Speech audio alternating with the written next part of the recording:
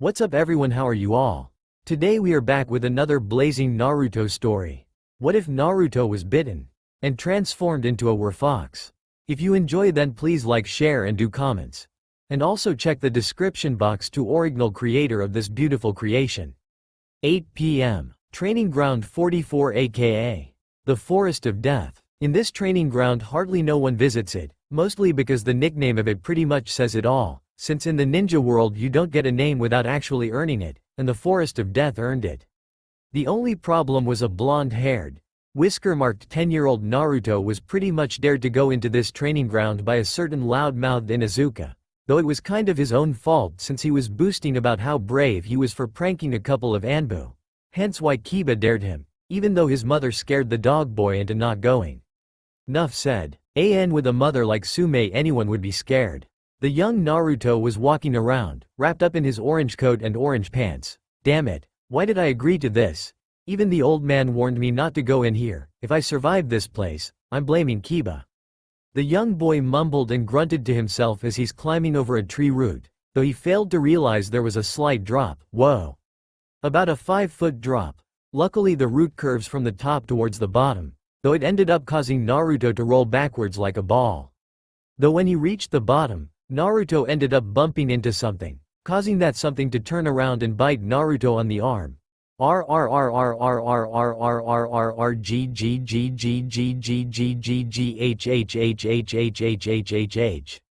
Causing the young blonde to scream in pain, which spooked the shadowy animal, causing it to run away, though Naruto would swear he didn't scream like a girl, making the animal run because of hurt ears. Naruto slowly got up, nursing his injured arm to his chest. Oh okay, I made it into the forest. I'm getting out before anything else attacks me. Thank Kami I can retrace my steps. Hey. Remembering where I said all those pranks really comes in handy. After a while, Naruto manages to find the way out, without getting hunted, though that's mostly because of the Kyuubi sealed inside of him, though he doesn't know that. Along with the animal that bit him running away because of said tailed beast. No one attacks an alpha like the Kyuubi, but Naruto will keep thinking it was his scream. Crawling through the hole that he squeezed through, while protecting his arm, Naruto stood up and says to himself, alright, that's it, that's the last time I let anybody dare me into doing something as stupid as that. As long as the place doesn't have the word, death, in it, I'm not going. Realizing he would do a dare, but now, he has boundaries, as long as it's no place that has wild animals in it, he'll do it. Now that he's in the moonlight, Naruto carefully lifts his arm to see the damage. Wince. Not too bad, I'm sure come tomorrow it would have healed. Hell. I broke my arm once and it healed overnight, this should be nothing. Look up, wolf bite on arm, on Google for reference, and I'm not talking wolf spider. Slowly unzipping his coat, but leaving it on his wounded arm, Naruto wraps his coat around it, not wanting it to bleed out or anything. Slowly Naruto made it home, doing the same thing he did when he sneaked into the Forest of Death. Hide from everyone so no one was the wiser. He manages to prank all types of ninjas. His stealth is bound to be greater than even Jiraiya, and we all know the perv gets caught because of his perverted giggling. Once inside his apartment, Naruto shuts the door and locks it, taking a deep breath and looking up with his head against the door. For some reason he was feeling tired, but that could be because it was now just after 9 o'clock. Yawn. Okay. I'm going to have a quick look at this bite mark and see what the damage is, then it's snooze time, though why? Yawn, am I so tired all of a sudden, making his way to the bathroom for better lighting.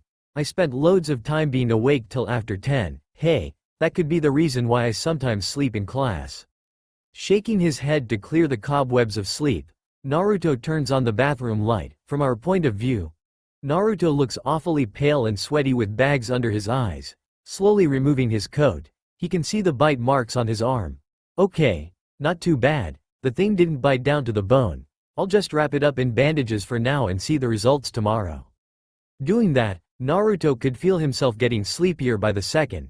At some point he needed the wall to keep himself up. Crashing the door open, Naruto flings himself onto his bed, feeling his eyes closing to sleep. Through the night, Naruto could feel his body aching and burning up, making him remove his clothes in his sleep. What he doesn't know was a certain fox was doing something amazing inside Naruto. Mindscape. We all know what Naruto's mindscape like, so to save time I'm skipping it. At the gates of the seal, Kyubi couldn't believe its luck, or the luck of its container. Brat.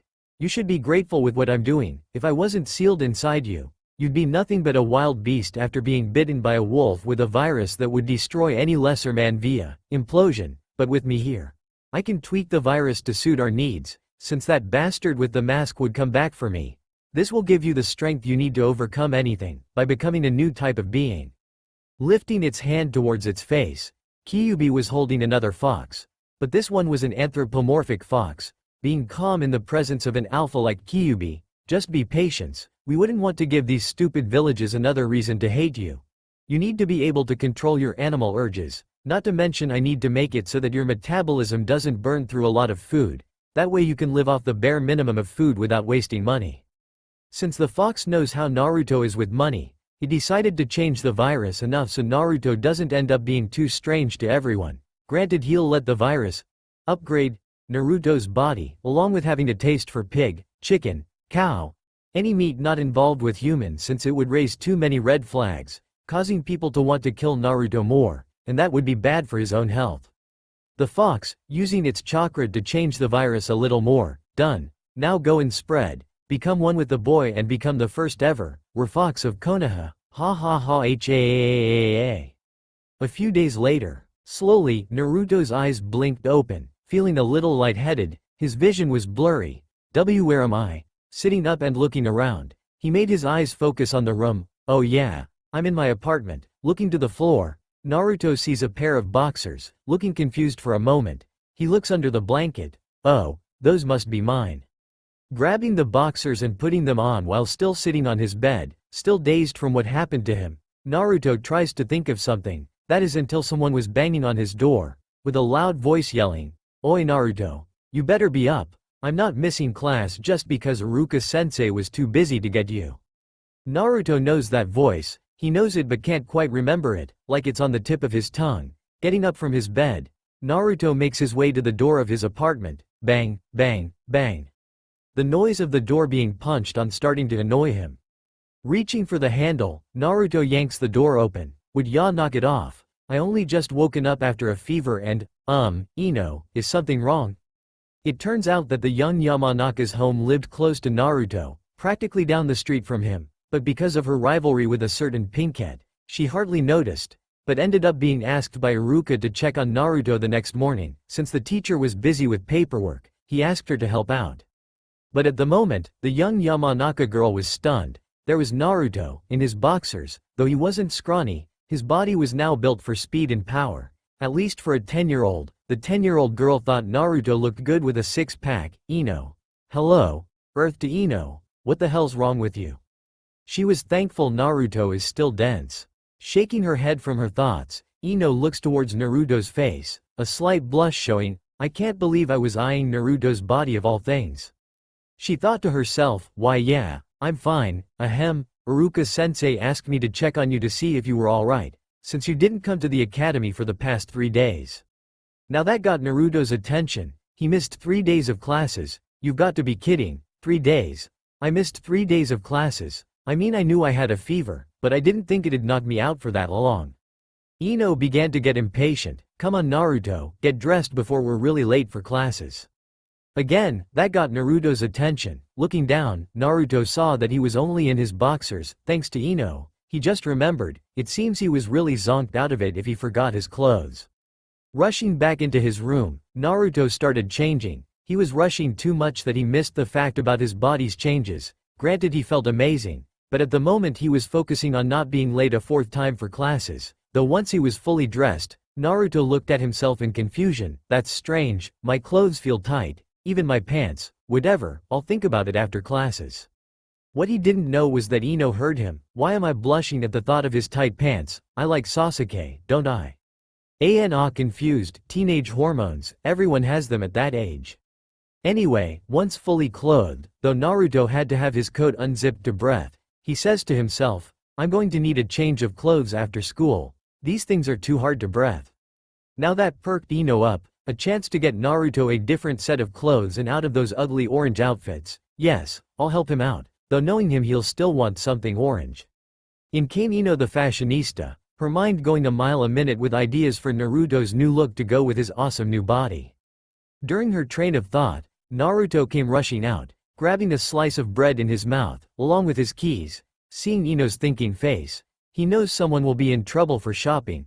Naruto grabs hold of Ino, who is still stuck in her Naruto's new clothes mode, never noticing being put over Naruto's shoulder. Once Naruto locks up, he starts running down the street for the academy.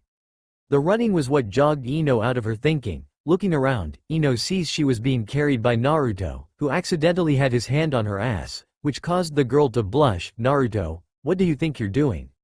Oh, you.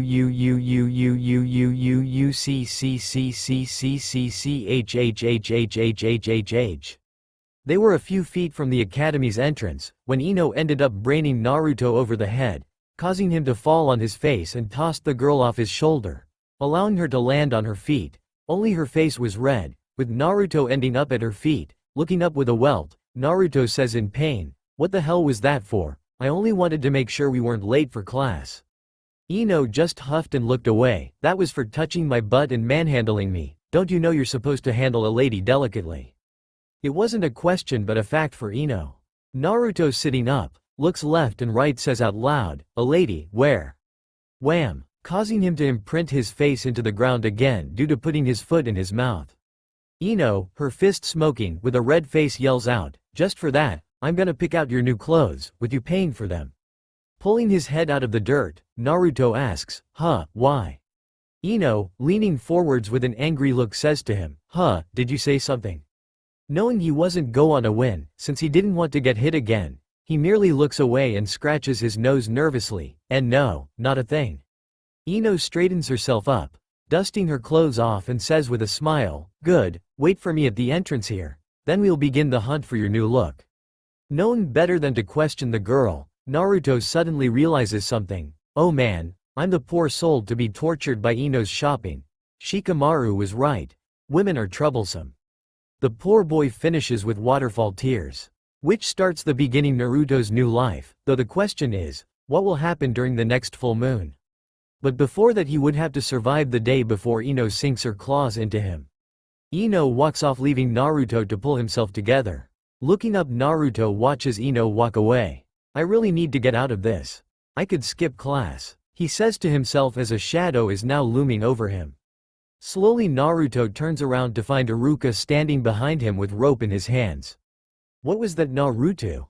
questioned Iruka as he pulled on the rope in his hands as he wraps the boy up in it. Naruto has tears streaming down his cheeks as he had been hogtied by his sensei and is now being carried in like a bag of potatoes.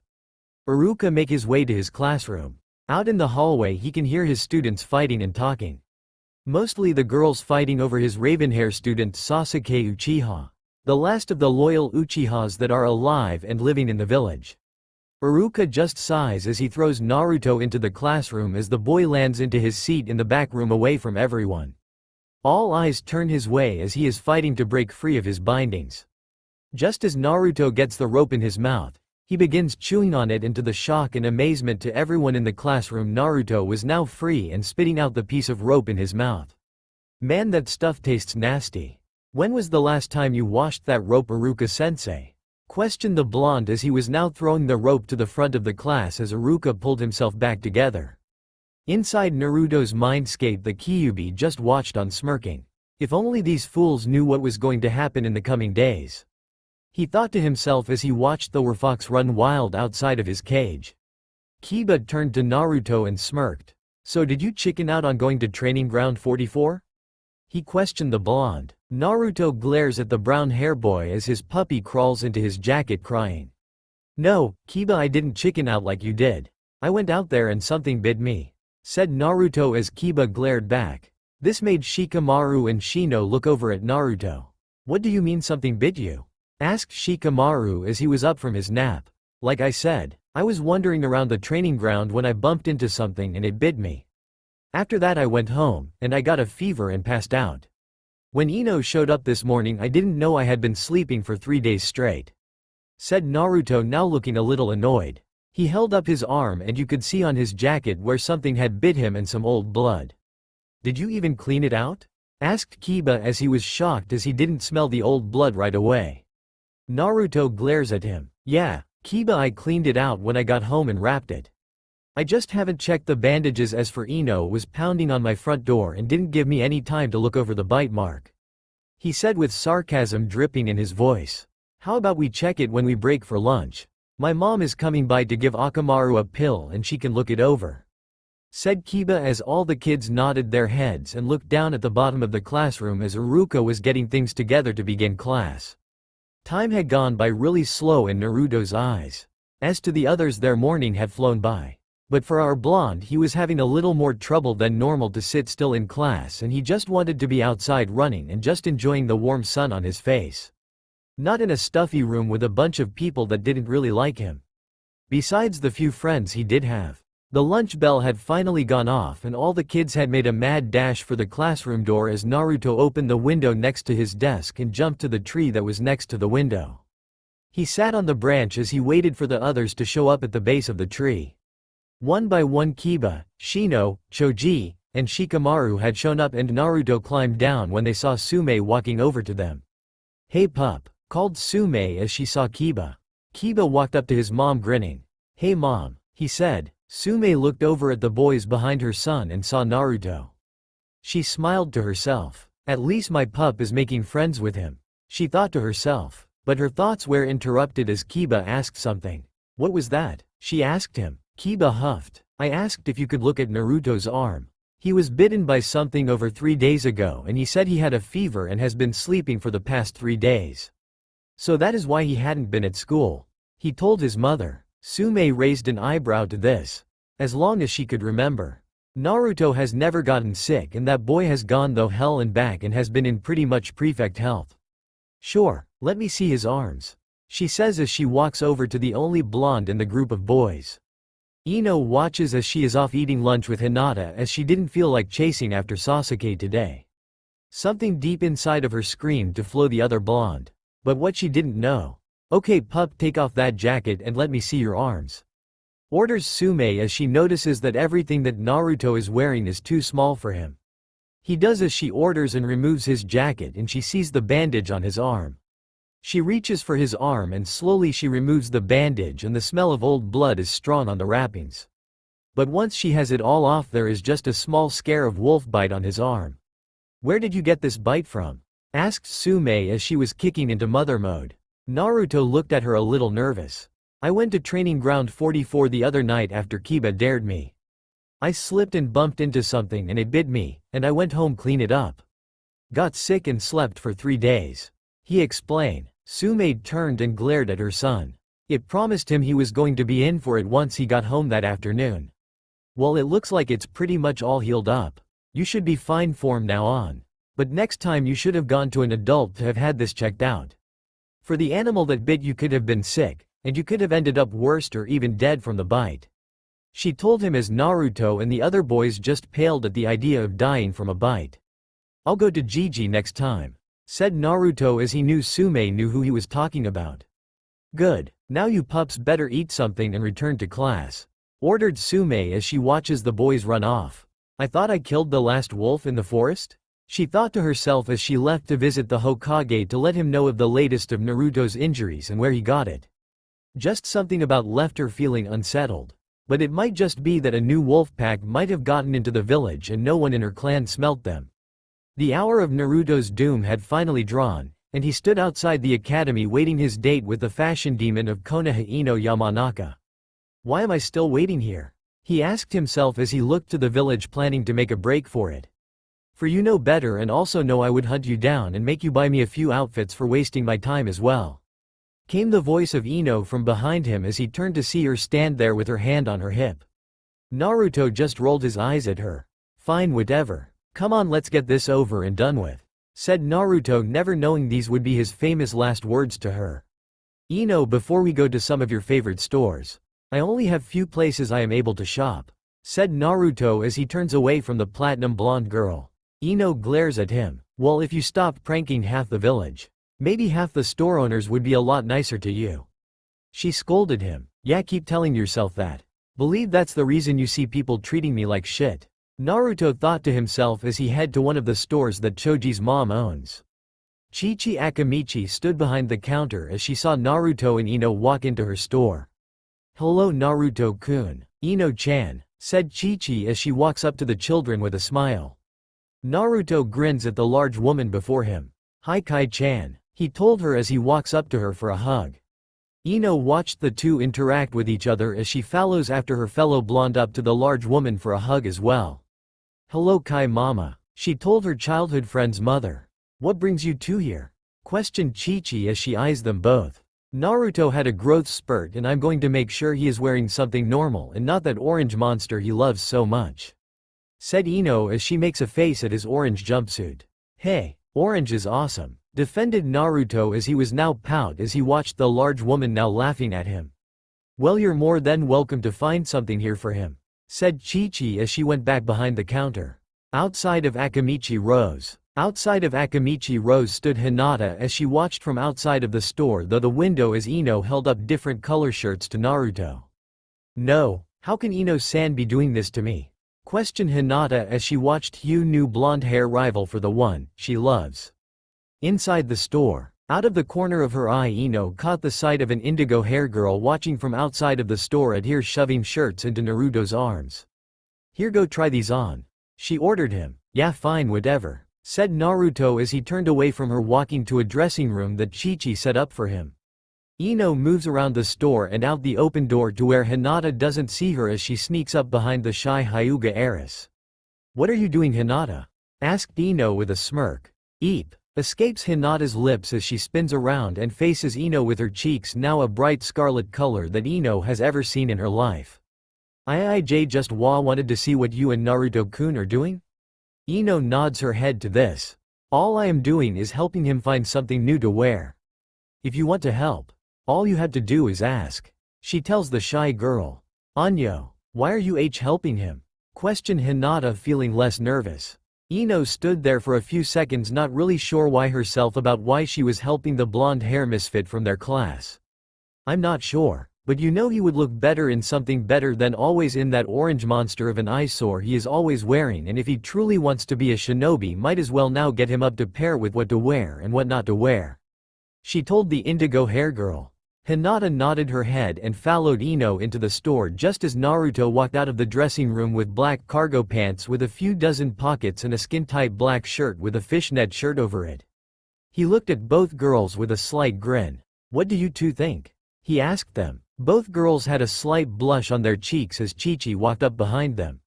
"I think that suits you quite well Naruto-kun," she told the orange-loving boy as he handed him a black duster with an orange Uzumaki swirl on the back of it and a black cloth headband with the same orange swirl. Naruto tried it on and looked himself in the mirror grinning at the look. Hinata blushed a little more as she looked around the store and saw an orange bottom-up shirt and walked over and grabbed it and came back over to him. "Here, try this on over the black shirt and fishnet," she told him without the stutter. Something had come over her that she felt calm for once. Maybe just maybe she was getting over her fear and becoming a little stronger. "Thank you, Hinata-chan," said Naruto as he was now grinning as he slipped off the duster and put the shirt on leaving it up button. He looked at the three standing behind him for the seal of approval about his new look as he slipped on black ninja boots. Ino grinned at the new look. She liked it and it suited him oddly well. Hinata was liking this look as well. Chi-Chi was happy to see that Naruto had made a couple of friends that are willing to help him. "You look good for once Naruto," said Ino as she grinned. "Why you look really nice Naruto-kun," said Hinata feeling a little nervous and her cheeks heating up a little more. "I think we have your new look Naruto-kun. Come by tomorrow and I'll have several sets ready for you. For now I just have 2 of those jackets and 3 cargo pants and 4 of each of those shirts and I want to at least give you 2 weeks worth of clothing. I know how you with training are, so I want to make sure they hold up, so I have to add seals to the others as I have already added to these ones," said Chi-Chi as she smiled at the blonde hair misfit of Konoha. She has always been fair to the boy for she always had a feeling that he was the son of her late teammate Kushina Uzumaki and she would do anything for her late best friend. Naruto bowed to the large woman and smiled up at her. "Thank you, Chi-Chi-chan. Are you going to put it on the old man's tab?" he asked her. She nodded at this and he sighed in relief, for he wasn't sure he was going to have enough for everything he bought here today.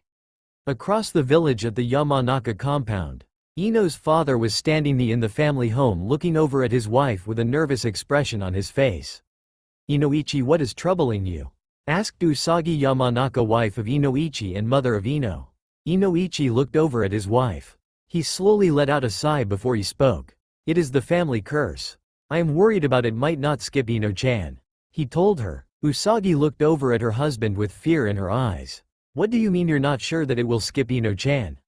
she questioned. "Didn't it skip you?" He nodded to this. "Yes, it did skip me, but it is rare to skip 2 or 3 generations.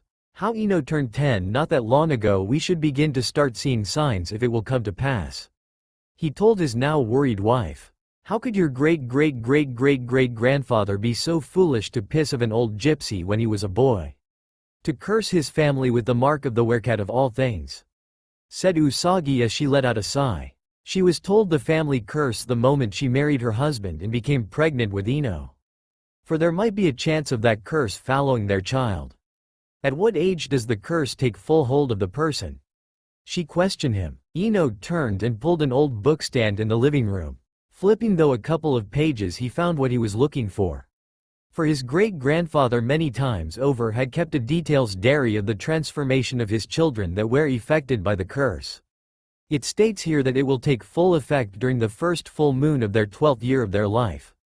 But also a strong alpha could affect it and cause the transformation to happen quicker.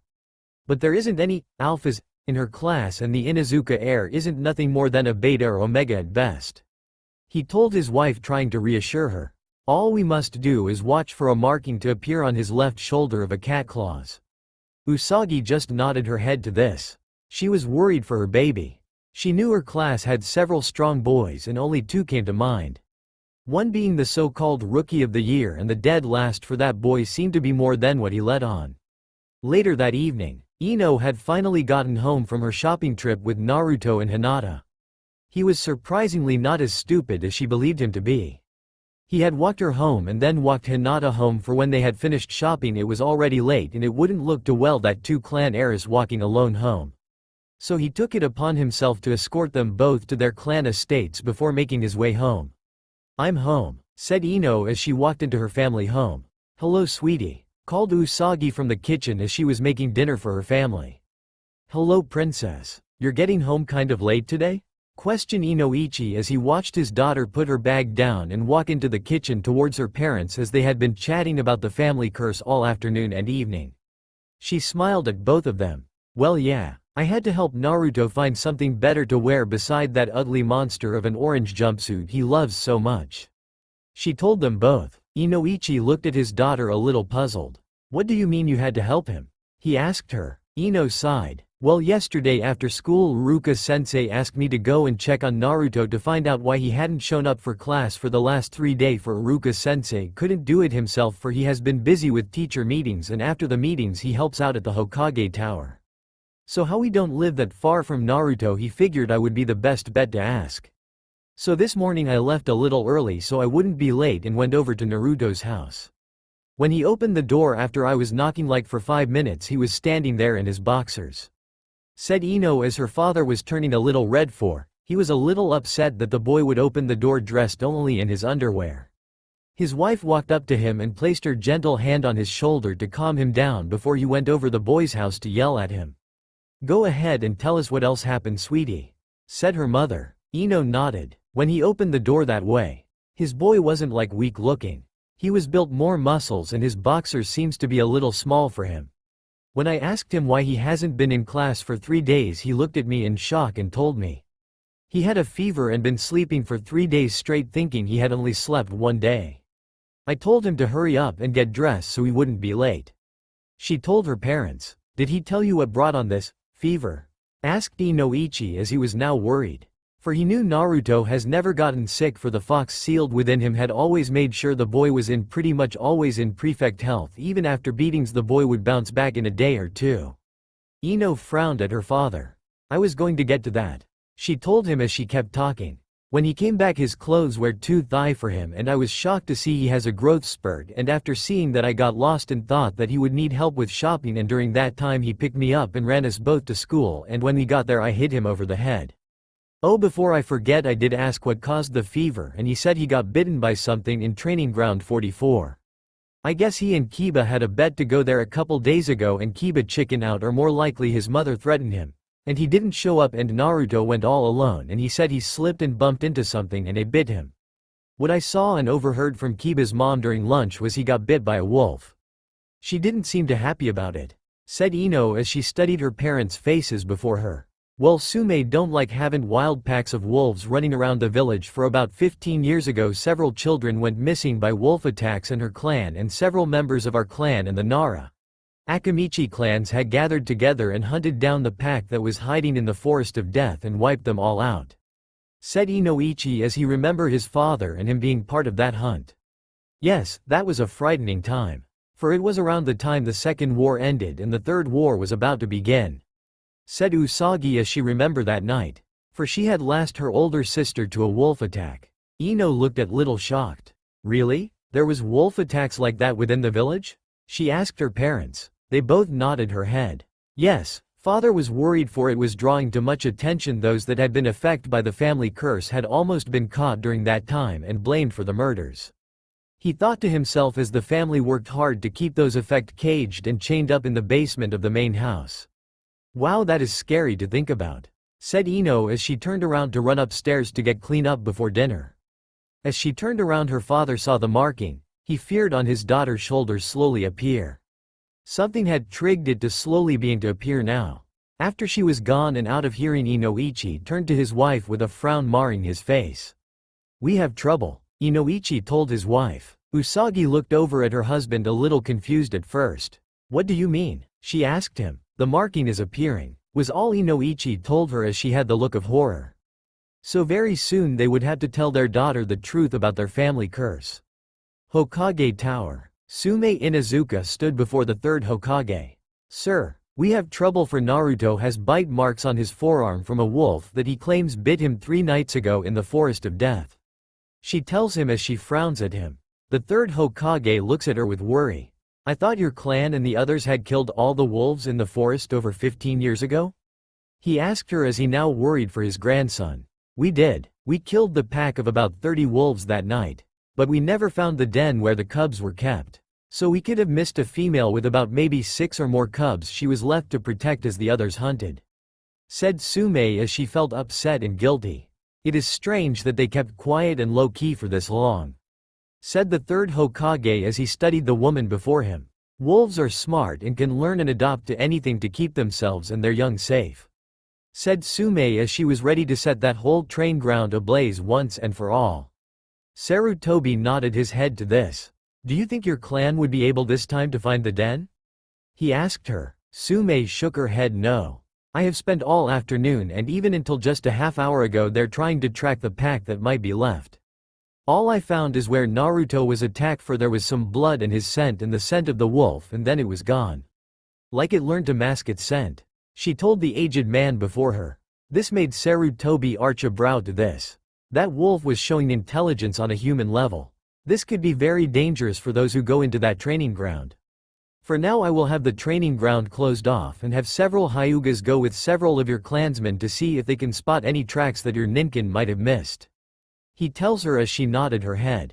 With Hinata, Naruto had dropped the girl off at her compound as the father was standing outside the walls waiting for her as she was late for her training, and it was odd for the girl to not come right home from school, to just vanish after she finishes her clan training. Hinata, said Hisashi as he narrows his eyes at the blonde-haired boy walking with his daughter. Hinata grows stiff and more nervous as she hears her father say her name and spots him waiting for her. But to her shock and surprise, Naruto speaks up. I am sorry, Hinata is coming home late, Lord Hyuga.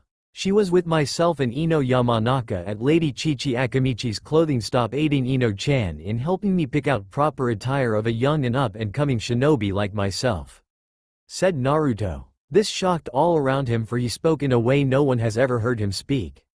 For he has never shown any type of respect to anyone. Not even the Hokage himself has ever gotten his type of respect from the boy. Then you should have come straight here with Hinata and Miss Yamanaka and informed me or a personal guard of this. For Ko has been seeking the entire village for Hinata," said Hisashi as he glared at the boy before him. "I am sorry for the trouble that I have caused for her and her personal guard. All I ask is to be forgiven as I didn't wish any trouble to befall my friend," said Naruto. So he sees Hinata and Ino as his friend, thought Hisashi as he turned around to walk back into the compound before stopping and once more looking at Naruto. "Make sure you or Miss Yamanaka don't let this happen again. Come Hinata, you have training to do," he said as he vanished behind. He opened gates as Hinata nodded her head and turned to Naruto. "I'll see you tomorrow," said Hinata, and with that she runs into her family compound and to find her father stand there just waiting and watching. "Why did you become friends with the Yamanaka heirs and young Uzumaki?" he questioned his daughter. Hinata looked up at her father. "Today at lunch I became friends with Ino-chan and after school with Naruto as Ino-chan asked me to help her with Naruto-kun's new look. She didn't like his orange jumpsuit and he needed new clothing for he had grown overnight," she told her father. Hisashi nodded his head and continued walking. "Minato, your son looks just like you at this age. Will he grow up to be as strong as you and Kushina?" Hisashi questioned himself. For him and his late wife had been at Minato's and Kushina's wedding, and once they had fallen the night of the Kyuubi he had tried to take their son on. But he wasn't allowed, but from the shadows he did as much as he could with helping the boy. He would make sure the boy had food and a roof over his head and money when he would need it. For the Hyugas managed several of the companies that Minato and Kushina had before they died and left to their son. Only several within the clan knew the truth and didn't see the boy as the beast but as the child cursed, as they are with a seal that binds them. As he is bound to a beast, they are bound to the main branch of their family. Inside Naruto's mindscape, the Werefox virus had done some wonders to the mindscape as it changed it from a dank and dreary old sewer to a lush and beautiful forest as he worked on fixing the boy's mind and making him more cunning and intelligent. Something he was going to need when he undergone his first full moon and transformation into a Werefox. The Kyuubi was proud of himself for fixing the virus and making it more intelligent and cutting back on the primal menace that it would normally be. For his jailer to be behaving as a primal and mindless beast once he turned wouldn't work very well for either of them, for the villagers would demand his death even more so than what they already do now. It was a wonder the boy ever made it out alive on his birthday. Even the Kyuubi wasn't a miracle worker. It must have something to do with his mother's bloodline of being an Uzumaki, for they have insane healing, and then add in the Kyuubi. The boy was almost immortal. "You've done well with the boy," the Kyuubi told the virus as the Werefox stood before the great nine-tailed beast. "I've only done as you have asked of me, master," said the Werefox as it bowed to the mighty nine tails. "The full moon is 3 nights from now. The boy shall be able to handle his first change?" questioned the Kyuubi, for the beast did worry a little for his jailer, for the child was still innocent even though he was forced to house him. He couldn't blame the boy for the burden that was thrust upon him just an hour after his birth. "He shall be fine. During his first change he shall me use both. For he must become one with me. After he must face his darkness. For if he doesn't the curse could drive him mad with bloodlust.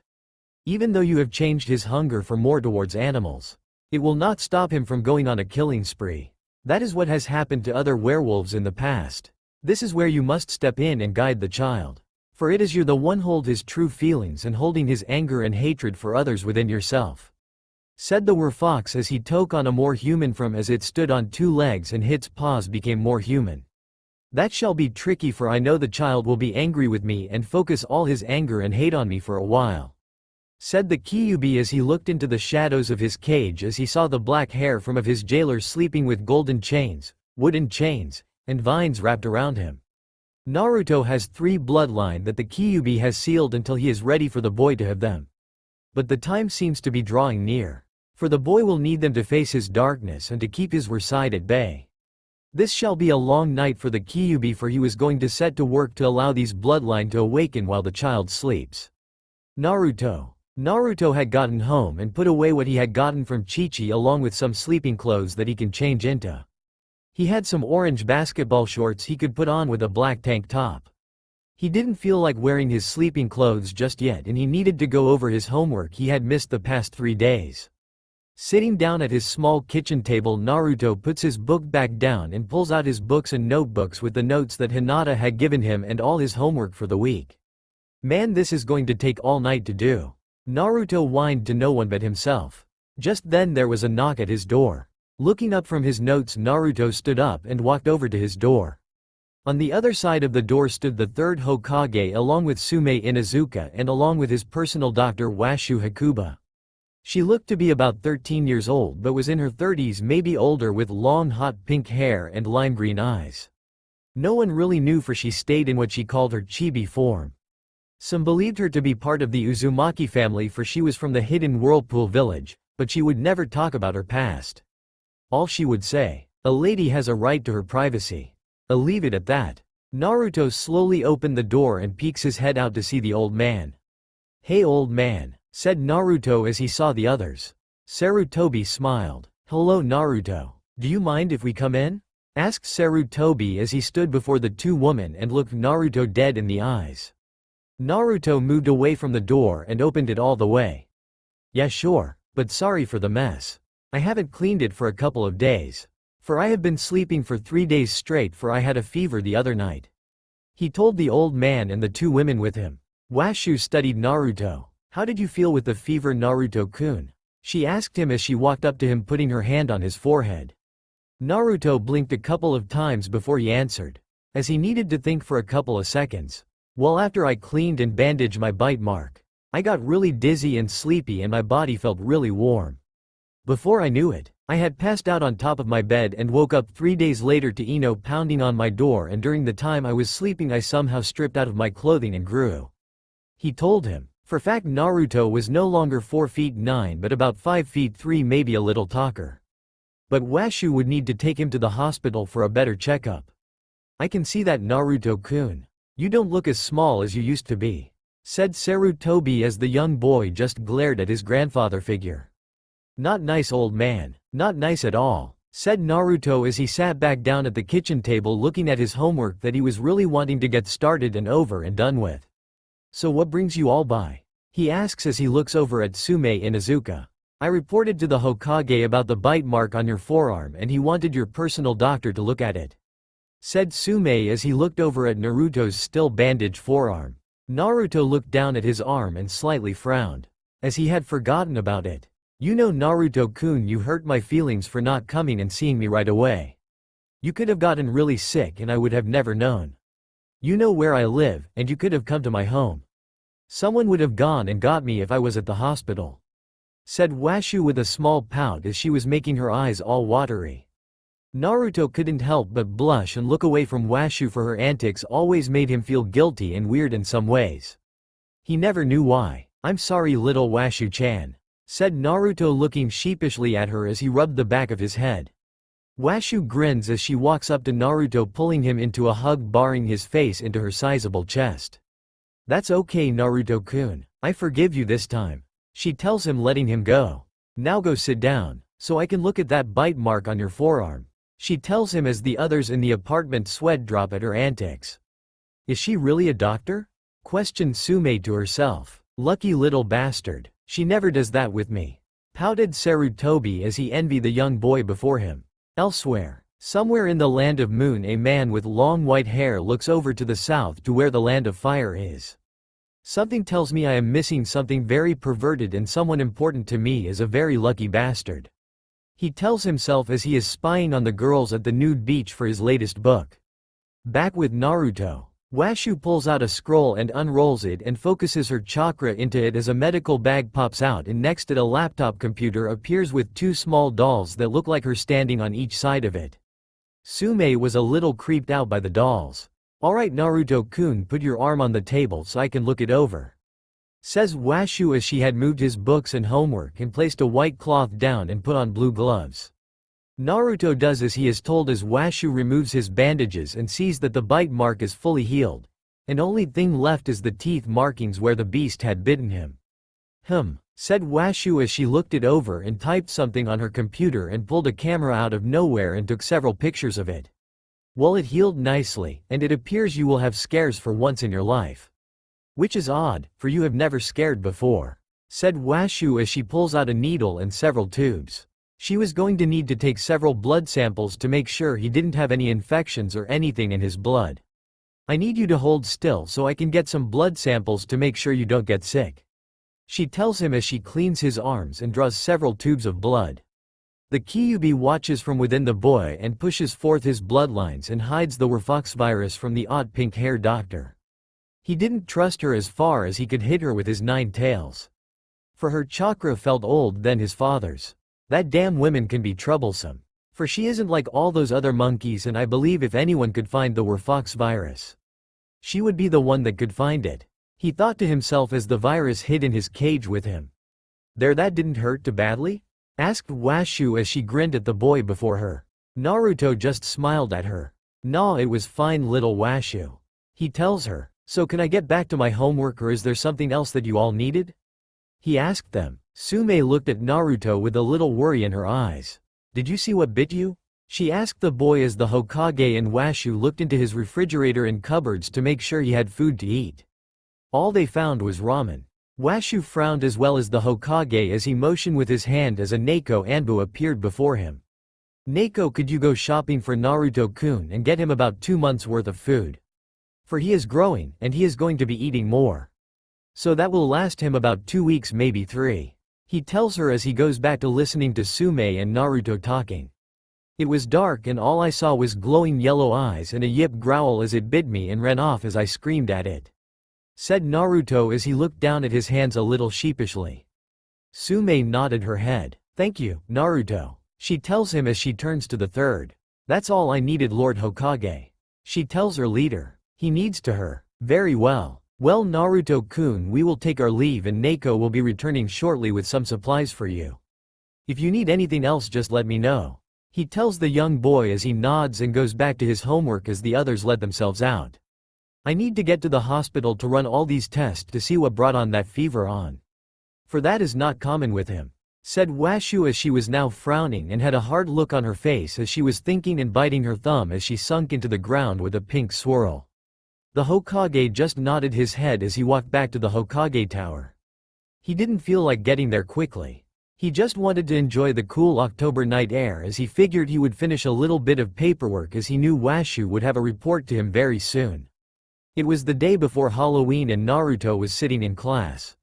He had caught up on his missing homework thanks to Hinata and Surprisal Ino's help. Since that day, Ino had to go and check up on our blonde misfit. She had grown close to him, and what shocked the others, she had stopped her fangirling over Sasuke Uchiha. In ways, Sasuke was grateful for losing one of his fangirls. But also, he was a little upset for she is a clan heiress and of better breeding stock than the other girls that are chasing after. Granted, a couple of them are from councilman family or have claims to be related to nobles. But that was it. They were just claims, and that wouldn't do for when he was ready to rebuild his clan. But that was something he would worry about once he was ready and much older for. So what are you going to be for Halloween? Asked Naruto to the 2 girls that now joined his little group. Anyo, I really haven't thought about it. For I have to take my little sister out trick-or-treating, said Hinata as she was stuttering less and was blushing a lot less as well. Kiba grinned at her. Well, I'm going as vampire. Naruto laughed. That is a fitting costume for you, Kiba. He told the dog boy. Kiba looked at him a little puzzled. Why do you say that? He questioned, not knowing he was setting himself up for something. Naruto grinned even more before he spoke. For I always knew you sucked, and by being a vampire you're showing you suck even more. He joked as Kiba growled at him as the others just laughed at the lame joke. Well, I'm going as Little Red Riding Hood, said Ino as she was grinning. All I need is a big bad wolf. As she said this, she was looking at Naruto. Naruto for once caught on and looked over at Ino. I really haven't thought about what I'm going to be for Halloween. But a werewolf sounds pretty awesome if you think about it, he said with a huge grin. Hey, Ino, why didn't you ask me to be your werewolf to go along with your costume? Questioned Kiba as he was now pouting at the blonde girl before him. Ino narrowed her eyes at Kiba. Because you suck as a wolf, and I think you would be a good vampire, for you really do suck at everything you do, she told him as he was now in the corner pouting and drawing little circles with his finger as the others just laughed. Troublesome blondes, sighed Shikamaru as he just listened to his friends plan out their night out. Ino had gotten to talking to Hinata about what she should dress up as. As the boys talked some more and took it one step farther and did a henge into what he thought a werewolf looked like. Before everyone was a blonde with a small hints of orange fur werewolf with glowing crimson eyes, and his clothes took on a tattered and ripped look to them. "Wow man, that is awesome," said Kiba as he was shocked as what he was seeing. Even his puppy Akamaru was shocked at the sight before him. He barked at his human partner. Kiba looked down at the puppy. "What is that boy?" he said as he paused and sniffed the air around Naruto. "What, you're right. He does smell like a wolf. Man Naruto, I don't know how you do it, but that is awesome." Ino grinned. "You're going to look awesome in class tomorrow for the Halloween party.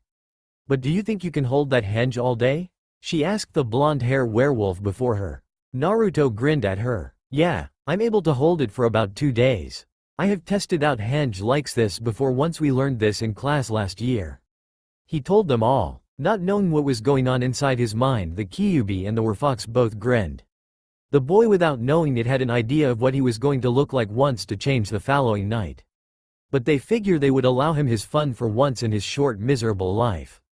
But once 2 a.m. rolled around and the moon was at its highest, he was theirs and he might not like what was going to happen.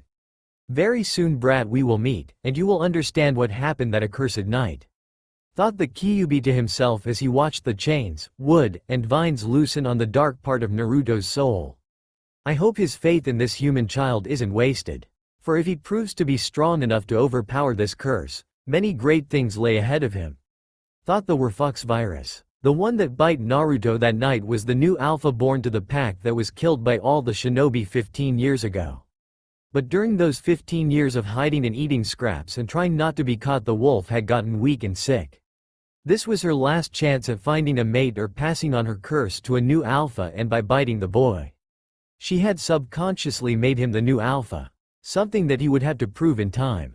For one other made it out that night 15 years ago and hungers for that title of alpha.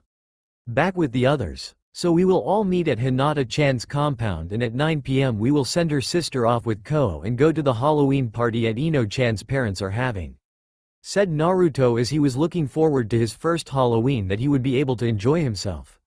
For this henge no one would know it's him and not have to worry about the candy being poisoned. But he would still take it to Washu. For the woman had an odd way of checking all the candy for the boy. Thanks, sounds great, and I believe my father will be at the party. So I don't have to trouble anyone to walk me home afterwards," said Hinata as she was a little nervous now. Naruto grins. "It's no trouble walking you home, Hinata-chan," he told her. "Anyways, Hinata, I think my dad asked your dad if you could stay over that night." "For that what I was going to ask you," said Ino as she smiled at the shy heiress. During these past couple of days they had become the best of friends, and oddly enough, if it wasn't for Naruto, they don't think they would have become best friends. Until maybe later in life. As the group talked about Ino's family's Halloween party, Sakura came walking around the corner of the academy building. She saw Ino and Hinata sitting next to each other with Naruto laying down in front of them as they all chatted as the others made up the circle. She walked up to them. "Hey Piggy," said Sakura as she was glaring at the blonde-haired girl. Ino looks up to see the pinkette. "What is it, billboard brow?" she asked with annoyance lacing her voice. Sakura narrowed her eyes at the platinum blonde. "We missed you at the club meeting last night," she told her. "Ha, sorry Sakura, I have better things to do with my time than chase some boy around," said Ino. This shocked everyone, as no one would have ever thought that Ino Yamanaka, the president of the We Love Sasuke Uchiha fan club, would ever say that about the boy in a million years. "Well, I guess that means Sasuke-kun is all mine then," said Sakura with a smug smile on her face. "I guess so. But have been questioning as of late if Sasuke is gay, for he never really talks to us and only ever stares at Naruto when he is in class," said Ino as now Naruto is turning green and the other guys are paling at the idea of Sasuke checking them out. "You can blame that on some crazy Sasuke-naru CMV that I even thought about that. YouTube a grand but evil thing at times. Don't you dare say that about my Sasuke-kun," screeched Sakura as she was now in Ino's face. Ino, now jumping to her feet, let out a soft cat-like growl as her eyes flash a slight yellow, but one had to be watching to catch it, and guess who caught it? Well, 3 people did. But Sakura was still clueless to the danger she was in. "I will speak about anyone. Any way I please. For who do you think you are ordering me around?" she growled out. "I am a daughter of a council member and I have every right to order you around, Ino Yamanaka." said Sakura as she believed she held more power than the girl that stood before her. Ha, what a joke, don't make me laugh, growled out Ino as her voice got louder as she was getting closer to Sakura. I am a clan heiress. My father has a seat on the Shinobi Council. A seat that once I come to age and take over as clan head. I shall be taking over. For your mother's seat, that is nothing to brag about. For she is voted in and you would never get that seat unless you get yourself voted onto the council. For you once you're older will have to play the game of politics to have any power. Where I was like in royalty was born into it. She told the pinkhead as now Sakura was shocked by this. For Ino never rubbed her nose into her being an heiress when they used to be friends. But there was the key word used to be. I don't care. My mother still holds a good amount of power to make everyone's life hell. Said Sakura as she was now grinning at the others. Yeah, she knows better than to cross me. All I have to do is tell Mommy Ino is being mean to me and rubbing her heiress statues in my face and calling me names and she will be banned from all her favorite stores. Her inner self thought smugly. You do forget that with Ino she has the Nara, Akamichi, Inuzuka, and Hyuga clan backing her family as they are all on the council and can destroy all of the civilian council with one move, right? Questioned Naruto as the other just looked at him with shock. It appeared someone was listening in class for once. What? He asked. Troublesome. But he is right. If your mother and the civilian council make a move against Ino or her family, our clans will step in and make a move that will not only destroy them but have them removed from office. For the councils were not set up to be used by their children to see who's held more power. Said Shikamaru. Unknown to the kids, Yoshino, Usagi, Chichi, and Sume had come to tell the kids to meet at Ino's house after class was over to work on any last-minute costumes. For they knew Naruto would have some trouble and they wanted to help the boy. All the mothers stood there listening and proud of their children and of the blonde, for they were right about what was said. Sume being a bold woman, she has walked up to the kids as Naruto picked up on her senway before Kiba did. Hey, Kiba, your mom is here. He told the feral-looking boy, who in turn looked over Hinata's shoulder to see his mother walking up to them. He looked back down at the blonde laying on the grass with his eyes closed, enjoying the warm sun on his face. How did you know my mom was here? He asked Naruto. Naruto opened one of his baby blues and looked at Kiba. I could smell her, was all he said as Sume heard him and smelled herself. She didn't stink, she just had a shower just 2 hours ago and all she had done so far was have tea with the other mothers. The other mothers followed behind her, for they allowed her to lead, for they wanted to see how this all played out. The boys are right, little girl. So just remember, we shinobi hold more power than what you civilians believe we do. For this is a military village, not a civilian village, and if your mother and the others don't like that, I'm sure I can pay a few genin teams to pack up their shit for them to move to another village that is all civilian and they can deal with bandit raids every couple of days to weeks. As for living in this village, they are safe from that worry. But the only thing they must worry about and fear is an attack from another village on our own. Said Sume as she was glaring at the now frightened pinkette. No ma'am, was all Sakura said as she ran away from the feral-looking woman. Was it something I said? Asked Sume as she was grinning. Kiba rolled around on the dirt laughing. That was great, mom. You knocked her down a few notches. She thinks her shit doesn't stink because her mother is on the civilian council and that she can get away with murder. He tells his mother. Well, the girl is wrong. For how Naruto and Shikamaru pointed out, as well as Ino did, her mom was elected in, as those who are heirs will take over their parents' seat. Said Usagi as she walked up to the kids. Hey mom, what brings you here? Asks Ino as she was looking at all the other moms. Oh, we came by to tell you all to come to our house after the academy lets out. For we are going to finish all your Halloween costumes, and yes, Hinata, your father already knows, and your sister will be there for she wants to see what you pick out. Said Usagi as she smiles at the shy heiress. Thank you, says Hinata as she stands to bow to the women before her. Naruto grins. I got my costume covered. He tells the others. Oh? Asks Yoshino as she looks at the boy. What are you going to be? She asks him. I'm going to be the big bad werewolf to Ino's Little Red Riding Hood costume. Says Naruto as the mothers are snickering at this. Oh, how cute, says Chi-Chi. Naruto looks at her a little puzzled but doesn't say anything as Ino and Hinata both blush as they catch on to what Chi-Chi is saying. Just as Naruto is going to ask what makes his costume so cute, the bell rings. Their lunch break was over, and it was time to head back into the classroom to their awaiting teachers. One they all loved as the other they could really careless about. With that they say their goodbyes and leave the mothers to talk among themselves. Chi-Chi looks over at Usagi. It's so adorable that they are doing a couple's costume. She tells her longtime friend. Usagi looks over at her friend and the other ladies. It is very sweet and cute. I am happy that my little Ino-chan is now hanging out with true friends and not wasting her time with those fangirls. Those girls that chase after that bratty Uchiha boy are so toxic.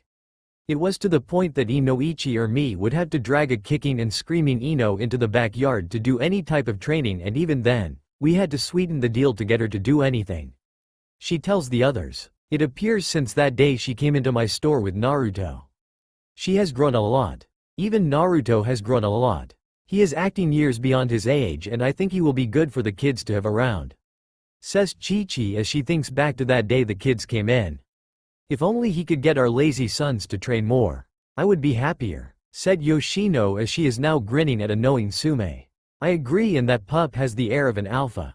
That is something that will push my son in the future, and if need be, I might have to have the boy kick my son's ass and prove the point of a natural-born alpha to a beta that parades around as an alpha. Said Sume as she is now thinking about the future of her clan and village. The day flew by as the final bell of the day went off and all the genin hopefuls ran out of the classroom. As for Naruto, he left the same way he did during their lunch. For he didn't want Sasuke anywhere near him. With just that thought of the boy maybe liking him in that way, it frightened Naruto and he didn't like it one little bit. Hospital. Washu sat in her own private lab in the basement of the hospital as she looked over all the bloodwork she had down on Naruto. Okay, my little guinea pig, what secrets are you hiding from me? She says to no one but herself. Washu, you are the greatest. Says Doll 1. Washu, you will know all his secrets before the day is out. Says Doll 2. Washu looks over at her two little dolls that she loves creeping people out with. I know. For I am a super genius, and with my help I will make Naruto-kun very strong. I don't give a damn what those old fools says. Sarutobi needs to replace his personal counsel, for all they have done is bring this village to the edge of destruction more times than I care to think about. She tells them as she looks over the printout that is flowing out of her computer next to her. A mischievous slowly makes its way across her lips. This is just the thing I need. With this, Naruto-kun will get what his parents left him, and I will be able to carry out what I promised Kushina-chan. Washu thinks to herself as she stands up and walks over to another table and highlights what she needs and leaves her lab to rain down hell onto this village of damn fools. If only she had her other loved ones. They would aid her in her personal battle and war she was going to go thought for this boy she has grown to love for the past 10 years of his short and sad little life. All she was grateful for was that she was able to make him smile just a little during that time. Hokage's tower. Hokage's office. Sarutobi sits at his desk just looking at all the damn paperwork the civilian council and his elders are pushing on him just the day before Halloween. He was so wishing to have the say to take his grandson out and watch the children of the village run around and enjoy themselves as he used to in the days of old. In the days before he was forced back into office, and before that horrible night a child of this village was forced to live with the most horrendous of burdens. Old man, I have something I need to talk to you about. Said Washu as she comes up though his floor in a pink swirl of light with cherry blossom all around her. He looks up from his paperwork. You know, Washu, as your leader you must show me some degree of respect. He tells her as he pushes his paperwork aside. The day you stop using that crystal ball to spy on the hot spring I will give you the proper respect. Washu tells him with a grin as she knows she has gotten him there. But when they are around others, she will respect him. But when they are alone like they are now, she will be herself and put the old man in his place. Clearing his throat and looking over to the left and right corner of his office, and he can tell that his two female Anbu were ready to kill him. By what he could feel of their killer intent for him. Washu, what brings you to my office? For you never come unless I have to call for you or Naruto is hurt. He asks as he feels a little nervous now as he is worried for his blonde-haired grandson. Washu grins at the old man before her. Naruto is fine. I am here to tell you what I found in his bloodwork and what I am about to tell you. She tells him as a wicked grin graces her lips. It will rock the very foundation of this village, and you will have to give over my student's family scrolls to her son. I don't give a damn you believe he is too young. For after that attack in the Forest of Death, Naru-chan has awoken 3 bloodlines. She tells him as she watches his face. The long-forgotten pipe falls out of Sarutobi's mouth as he looks at the pink-haired chibi woman before him. He jade-green eyes holding more power than he has ever seen before. What do you mean 3 bloodlines, and are you sure I had to tell him now? He questions as he was hoping to push it off for as long as he could. Maybe even make Jiraiya tell him. I believe by this very full moon, like in many of the Uzumakis in the past, his bloodline will awaken, for it is after the first full moon on their 10th year of life their bloodlines awaken. As for our little Naruto-chan, he holds 3 of the main family's bloodlines. One that everyone only believed that the Senjus only held. But I can tell you, that isn't true, for there was about 15 Uzumakis in their history that held wood release and they all belonged to the main royal family. Then there are the chakra chains only believed that the woman of the main royal family could use, but there were about 3 men that could use them as well. For they became the village priest or monks, for they wanted to have children to pass on their bloodline limit to them as well. So it wouldn't end there. Then the rarest of them all, the poison ivy bloodline release. With this bloodline limit, Naruto becomes the very poison he can make from planets. Just from kissing him or just a touch, he can poison you and there would be no way of knowing, and there isn't a way to counter it. Unless he does it himself for you. That is why I told you, he will need to know who his parents are, and as his godmother I want to move him into his family clan estate that the civilian council along with your elders have been trying to break into for years. Don't lie to me, for I know the truth, for I have been watching them and have stopped them many times in the past, and that Danzo doesn't care too much for me. And I swear to you, if that mummy of a man doesn't stop trying to kidnap or poison the boy to make into his own weapon or tool, I will kill all the elders. There will be nothing you can do to stop me, for I hold more power than you or our Fire Lord. For he is the figurehead I have running things for me, as I am the one who calls all the shots from the shadows. Washu tells him as she was now standing before him as her adult self with some of her goddess power rolling off of her. Her power is so insane that all the hidden Anbu and the little spies that Danzo has hidden in the office all fall like flies. Sarutobi looks to his far left and far right to see 2 rude Anbu laying on the ground choking to breath as the 2 dolls that always appeared on Washu's laptop stand on their shoulders holding needles with something glowing green in them. It appears your old friend has been spying on you once again, and this is the last time my 2 dolls will take care of them.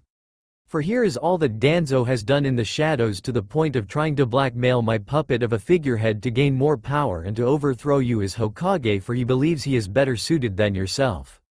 As well, the files on your desk are under a jutsu that makes them copy themselves after every 2 hours if you don't finish the stack in the allowed time limit. This was set up to keep you busy so they can work in the shows to kill Naruto or kidnap him. She tells him as they both watch the stack of paperwork grow by a 100. This all shocked Sarutobi as he looked over the files that Washu handed him. It had listed all those in the bandage man's pocket. How did you get all of this? Asked Sarutobi as he was pulled out of his shock. We gathered all of this, said Doll 1. We are just more than puppets and have free will to move around and do as we wish, says Doll 2 as they are now both on Washu's shoulder. They make the perfect spies, for who's going to pay any mind to 2 dolls that a child left laying around or some root took away from a child Danzo bought or kidnapped? They are both easily overlooked and have been gathering intel for me for years.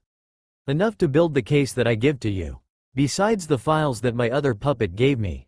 Washu tells him as there is a knock at the door. Enter, said Sarutobi as he is trying to get over his shock at what was all given to him. He has missed so much in his blind faith he had in his former teammates and the people he asked to help aid him in running this village. A village that at the end of the day, he held all the power over. Not them, even though those fools believed to be more powerful than him. The second coming as the second god of all shinobi. Entering his office was Shikaku Nara, Inoichi Yamanaka, Commander Dragon, Ibiki Morino, all important people and heads of his military branches. Washu smirked as she kept her adult form as she turned to the men. Good afternoon, gentlemen. I am glad you all came when I called for you. She told them all as Sarutobi looked at her questioningly. I sent for them for once I knew you had these files. You would be very busy with them doing your damn job and cleaning up the mess you allowed to happen all those years ago as you took the hat of Hokage. She growls out as Sarutobi sits up straight and looks over at his 4 commanders. In this file are a list of people who have been acting behind my back and of our Fire Lord's back. They are to be brought in and questioned, and depending on what they have done, they will either go to prison or be sentenced to death," said Sarutobi as each man straightens and looks at their leader with shock. For they never knew if this day would come. "I do want you to make a point and have their executions done in public to stop the next fool form believing they are above my final word as the true Fire Lord," said Washu as all the men look at her wide-eyed. They believe her to be some insane woman that Anko and the other Ice Queens just hung out with. But the air of power and royalty did come off of her in waves as she stood before them, and they could tell she was the one that did hold all the chips, and that the man they believed to be their Fire Lord was just some fool she allows to live the good life as she does as she wishes. As for that man has to report to her, and if by what they just seen, if he steps out of line, she will just end his life and replace him with the next fool wanting an easy job. Naruto and gang. Unknown to Naruto and the others, their lives were going to change here shortly. But for now they all just wanted to have a good time and plan out what they wanted to do for Halloween. "Hinata, I think you look lovely, or a water fairy," said Yoshino as she finishes the girl's powder blue skirt. Hinata blushes as she looks down at the Nara clan's mother. "Then thank you," she told her with a bundle of nerves. "Oh sister, please stop being so shy. She is right, you do look lovely as a water fairy," said Hanabi as she looks down at the dark angel costume that Chi-Chi is helping her with. "I'm going to look cool tomorrow for class," she says with a grin. "Why yes, the dark angel of our clan," said Hinata with a giggle. "As I am just a fairy that will protect and gift you with a wish," she tells her sister. Naruto looks over at the girls and smiles.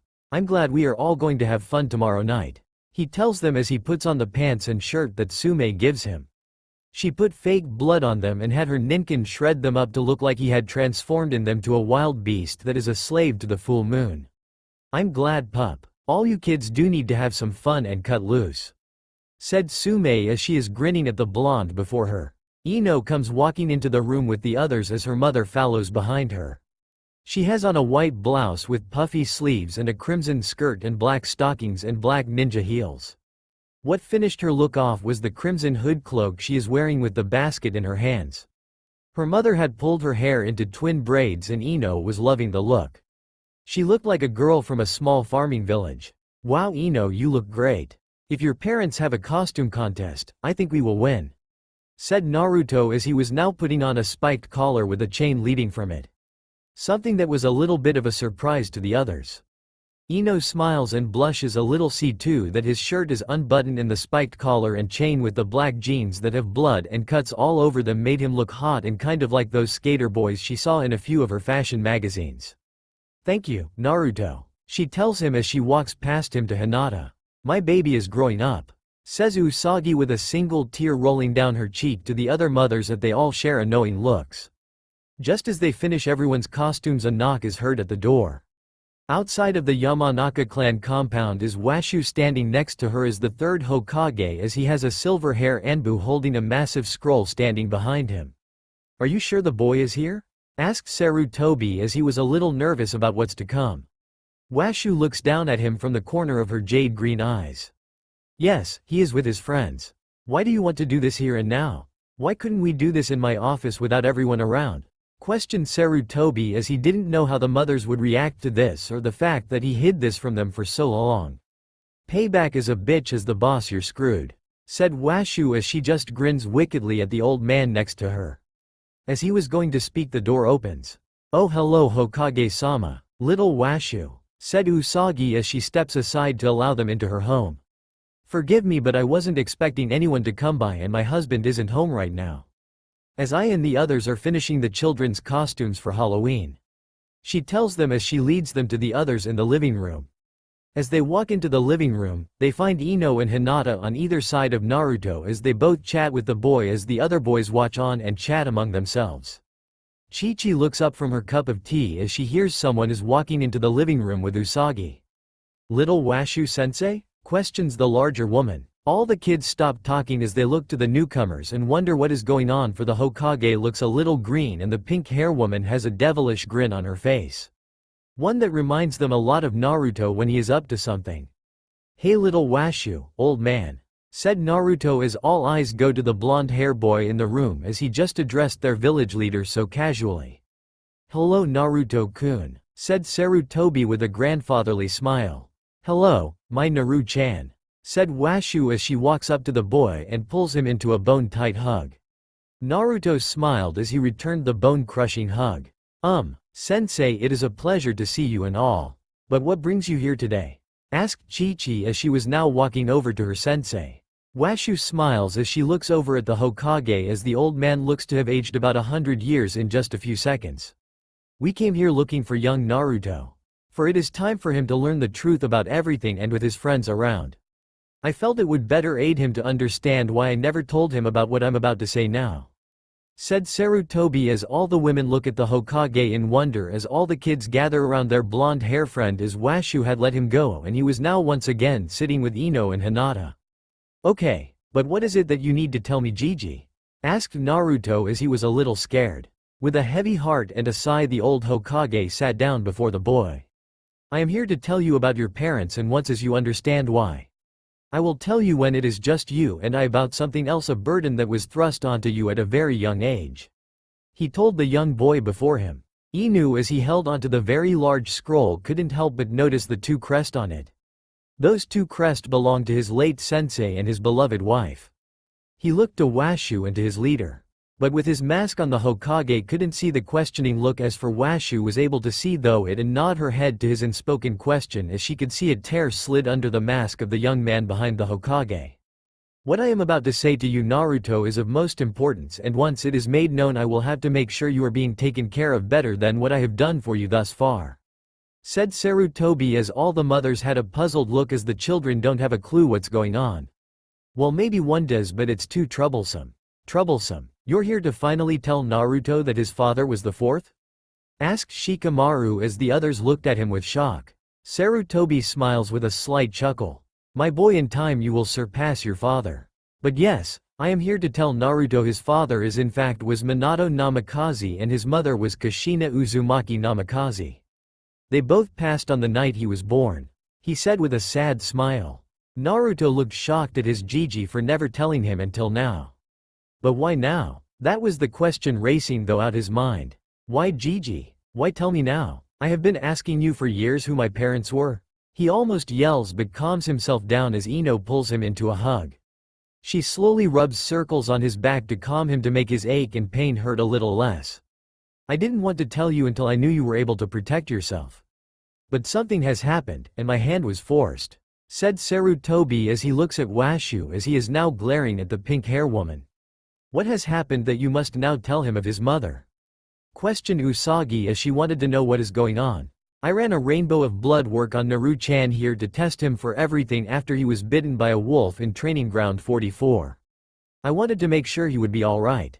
As I was running the test something interesting popped up and it was what made this all happen. Said Washu as all eyes are on her now. What was it? Asked Yoshino as she wanted to know. Young Naruto will be awakening 3 of his family's bloodline limits after the full moon. One of those bloodline limits can be very deadly. Said Sarutobi as he tried to figure out who to explain it. The 3 I found were chakra chains, wood release, and finally poison ivy. Poison ivy hasn't been seen since the First Shinobi World War and with him awakening it. I do hope Kushina brought everything about it with her. If not, I have my work cut out for me. For I will have to go through my library I brought with me from Uzu before it fell. Said Washu as if she was talking about the rain. But isn't the wood release a Senju bloodline? Asked Choji as he was very confused. With a grin Washu answered him. No my dear boy, there were several Uzumakis of the main royal family that could use that bloodline. Naruto here is just lucky to be able to use 3 of them. It has never happened before. Only once did one member was able to use 2 but the second one was still very weak. So in time I am willing to bet Naruto here will surpass his predecessors. But that is if he is trained right. She finished as she was now glaring at Sarutobi. The man felt so small and tiny under her weighted gaze. Tears slowly rolled down Naruto's cheeks. He had heard in history class about the 2 and how they went down fighting the rampaging fox. With Kushina's chains Minato was able to kill the beast. Is there anything else I need to know? Questioned Naruto not knowing if he could take any more. Washu was in front of him. Her eyes had softened a lot as she took his hand. I has named your godmother as for I was your mother's sensei and also from her village. She knew if anything would happen to her that I would take care of you. Something that I should have been allowed to do. But no, the elders felt it wouldn't be wise to allow me an outsider near their weapon. She complained as Naruto looked at confused as how she was complaining about him being a weapon. What do you mean, their weapon? Questioned Naruto. That is something that is classified, and we will talk about later. Said Saruboti as he was now glaring at Washu, who was just smiling. Also you have a godfather. He was Minato's sensei and a pervert to boot. Said Washu as she seemed annoyed. Please don't allow that man around Naruto. Said Chi-Chi. He is a good boy and we do not need Jiraiya making him into a mini-him. Naruto looks at all the moms.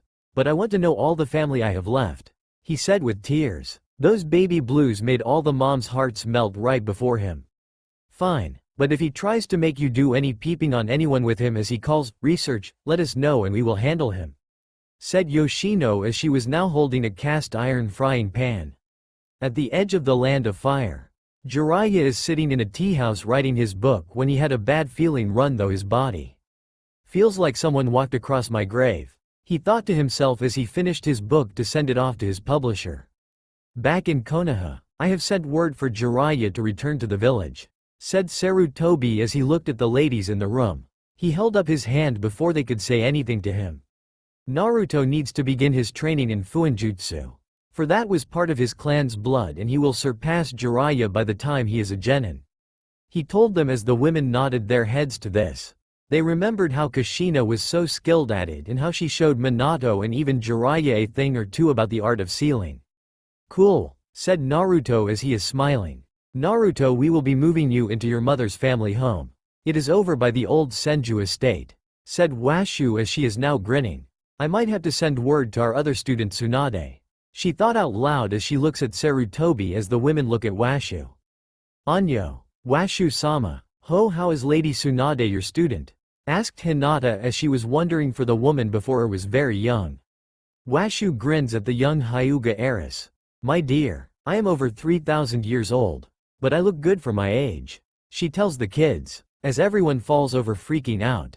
How in the hell are you so old? Yelled Naruto as he was shocked at the woman next to him. Washu just grinned. That is my little secret. She tells him with a wink. As everyone settled down and the mothers with the help of Washu they finished all the kids' outfits and went home for dinner. Naruto, tonight you will be staying with me.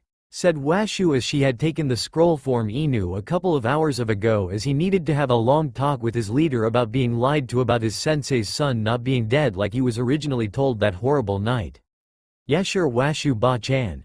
Said Naruto as now Washu was crying big fat tears as they streamed down her cheeks. Why don't you call me Washu ne-chan? Washu asks Naruto as he grins at her. He returns her grin with his own devilish grin. You said you're older than Gigi, that makes you ba-chan. He tells her as she pouts at him. I'm not going to win, here am I? Washu asked him. Nope, was all Naruto saying as he runs out of the house. He is ready to return home with his godmother. His new ba-chan. Halloween morning ninja academy. Naruto walks up to the smell of food being cooked coming from the kitchen. He slowly sits up in bed and looks around the white room he is in. The bed is very soft and there is a desk in the corner with his clothing folded on top of it and next to it was his costume that he is going to wear that day. Slowly he gets up and looks up at the clock to see it is only 7:30 a.m. I've got 2 hours before I need to be in class. He says to himself as there is a knock on the door. Naruto. Came the soft voice of the girl that lives with Washu. Breakfast is ready. She tells him though the door. Okay thank you Sasami-chan. Calls out Naruto as he jumps out of bed and goes to the bathroom that is connected to his bedroom to get a nice hot shower before he goes down for breakfast. After about 20 minutes Naruto walks down the stairs to find Sasami and Washu having breakfast. Morning ba-chan. Morning Sasami-chan, said Naruto. The now named Sasami giggles as she watches Washu fall forward and almost hit her head on the table. Morning Naruto-kun, said Sasami as she smiles at him. Morning Naru-chan, says Washu as she goes back to eating her meal. Naruto sits down as Sasami has already set him a place at the table and he begins eating his breakfast. Inside his mindscape, these two women are more powerful than my father. If they were around they might have stopped his accursed mother," said Kurama as he watches the girl with pink eyes and teal hair going down her back in 2 ponytails. "Yes, but the one called Washu can be dangerous to us.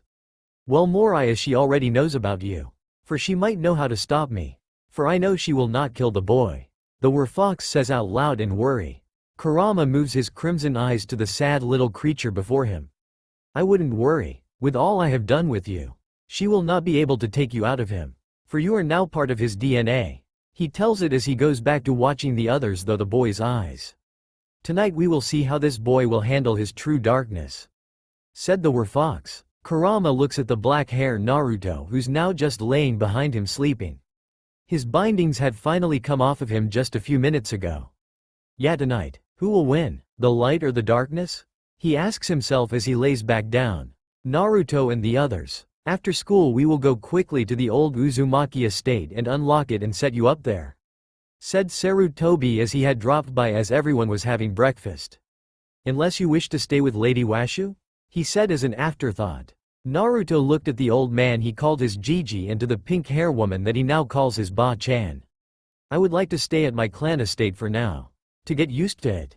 Maybe later on Washu Ba-chan and Sasami-chan can move in with me. If they want to," he said as he looked down shyly. "After you unlock the place, I'll get to cleaning it and do some shopping for you, Naru-chan. So don't worry about it and have fun with your friends," said Sasami as she smiled softly and pulled out some paper and pencil to make him a shopping list. She already knew what he liked and what he was able to cook. For she had given him cooking lessons off and on for the past few years since she met him when he was 4 years old. She saw him as the little brother she always wanted. It also made her miss Ryo-Oki and the others even more. But Naruto did help with that empty feeling of missing them. "Thank you, Sasami-chan. Thank you both so much for all the help you have given me," said Naruto as he was grinning now. Sarutobi handed over a checkbook over to Sasami. "Here, this will cover all your shopping. For I believe you will need many things and I know you will know what he needs. I will have Enbu pack up his place and meet everyone at the old estate after he is finished at the academy," he said as he also pulled out several storage scrolls and handed them over to the girl for she knew she could get her shopping done early and not worry about anything else and just get to work. "That is all fine and dandy, but I would be part of Naruto's training, for I would love to study his bloodlines and see if we are able to get it that it will pass down to every generation and not skip like it normally does in the Uzumaki family," said Washu as she was drooling at the idea of studying the young boy. "I am no one's test subject. I am a human and you can help me train," said Naruto as he was now glaring at Washu for even thinking about treating him as a test subject. Washu did blush a little. "I'm sorry, Naru-chan. It is the scientist in me that I want to get to the bottom of life's greatest mysteries. I even know the secret to the one that his old student wants, and I'll never tell," she said with a mischievous twinkle in her eye as she looks over at Sarutobi as the old man went wide-eyed for he knew what the thing his old student wanted the most, and this crazy pink-hair woman before him knew it and she would never tell. He prayed to Kami his student never found out about it. For it would be war or hell to pay. Either or he didn't want to deal with it. Naruto looked up at the clock and saw it was already 9 a.m. "Geez, I need to get going. I'm going to be late," he cried as he jumped up and Sasami handed him his lunch. "Thank you," he said as he ran out the door as he henged into a werewolf and ran down the street to the ninja academy. Inu followed behind him today along with Neko. For they were to make sure no one attacked him in his Halloween costume, for it was very realistic looking and some stupid villager might think that Kyuubi took the boy over and is turning him into a beast. Naruto saw his friends waiting for him by the old tree near their classroom window as he runs up to them. "Sorry guys," he said as he grins at everyone. Ino looks him over and grins. "You're missing your collar," she tells him as she pulls it out of her basket and helps him put it on with the chain leading down it. She grins as she keeps hold of it. All the other students watch the two blondes in shock, for Ino had dumped Sasuke Uchiha for the class clown and they wouldn't wrap their minds around it. Sasuke walks up to them as he is dressed as a Ronin samurai with the grass hat covering his face. "That is a fitting look for you, loser. You make a good pet for someone," he told Naruto as he is smirking. Naruto smirks looking at him. "Hey, at least the ladies will always be pleased with me as their pet." As the others laugh, Naruto never knew when to just not to open his mouth, but he didn't care. "Whatever, loser. I'll win our class costume contest. Like I do every year. Sasuke tells Naruto. Naruto looks him up and down and grins. I don't think so. I think Ino-chan and I have you beat this year. He tells the annoying boy as he turns his back to his friends and grins and winks at Ino. Ino blushes as Hinata walks up to the group. Sasuke storms off, not liking being ignored by anyone. Troublesome, said Shikamaru as he looks at the two blondes. I think he does have a thing for Naruto, says Choji as everyone turns green at the idea and both Ino and Hinata get a dark look in their eyes. Both sharing one thought. He will not have my Naruto-kun. I will end him if he even tries. All the boys but Naruto step away from the two girls as a dark purple aura surrounds them as they appear to have demons standing behind them. I can always give him to Washu Ba-chan as her new test subject to get me out of it. Naruto laughs as he looks at the clock over the front doors. But we better get going to class, the bell will be going off soon and the sooner we are inside and seated together the better. Sasuke can't sit next to me. He tells them as they all nodded their heads and head inside the ninja academy. From the shadows Inu and Neko are both laughing their asses off at what just happened. My poor little Naru-chan, said Neko as she felt bad for the boy. I agree, but this will be funny to tease him about when he begins to date or when he gets married, said Inu as both he and Neko planned to be around for those important times in his life. The bell had rung and Iruka and Mizuki had both walked into the classroom. Good morning, class, said Iruka as Mizuki ignored the brats in favor of his coffee. It was an odd sight this morning. All the fangirls who would be normally fighting over Sasuke all sat quietly looking up at Ino as she sat next to Naruto holding his chain and grinning at them. They had issues not seeing their leader not fighting with Sakura over who's sitting next to their Sasuke-kun. As Sakura was next to the raven-hair boy dressed as a princess.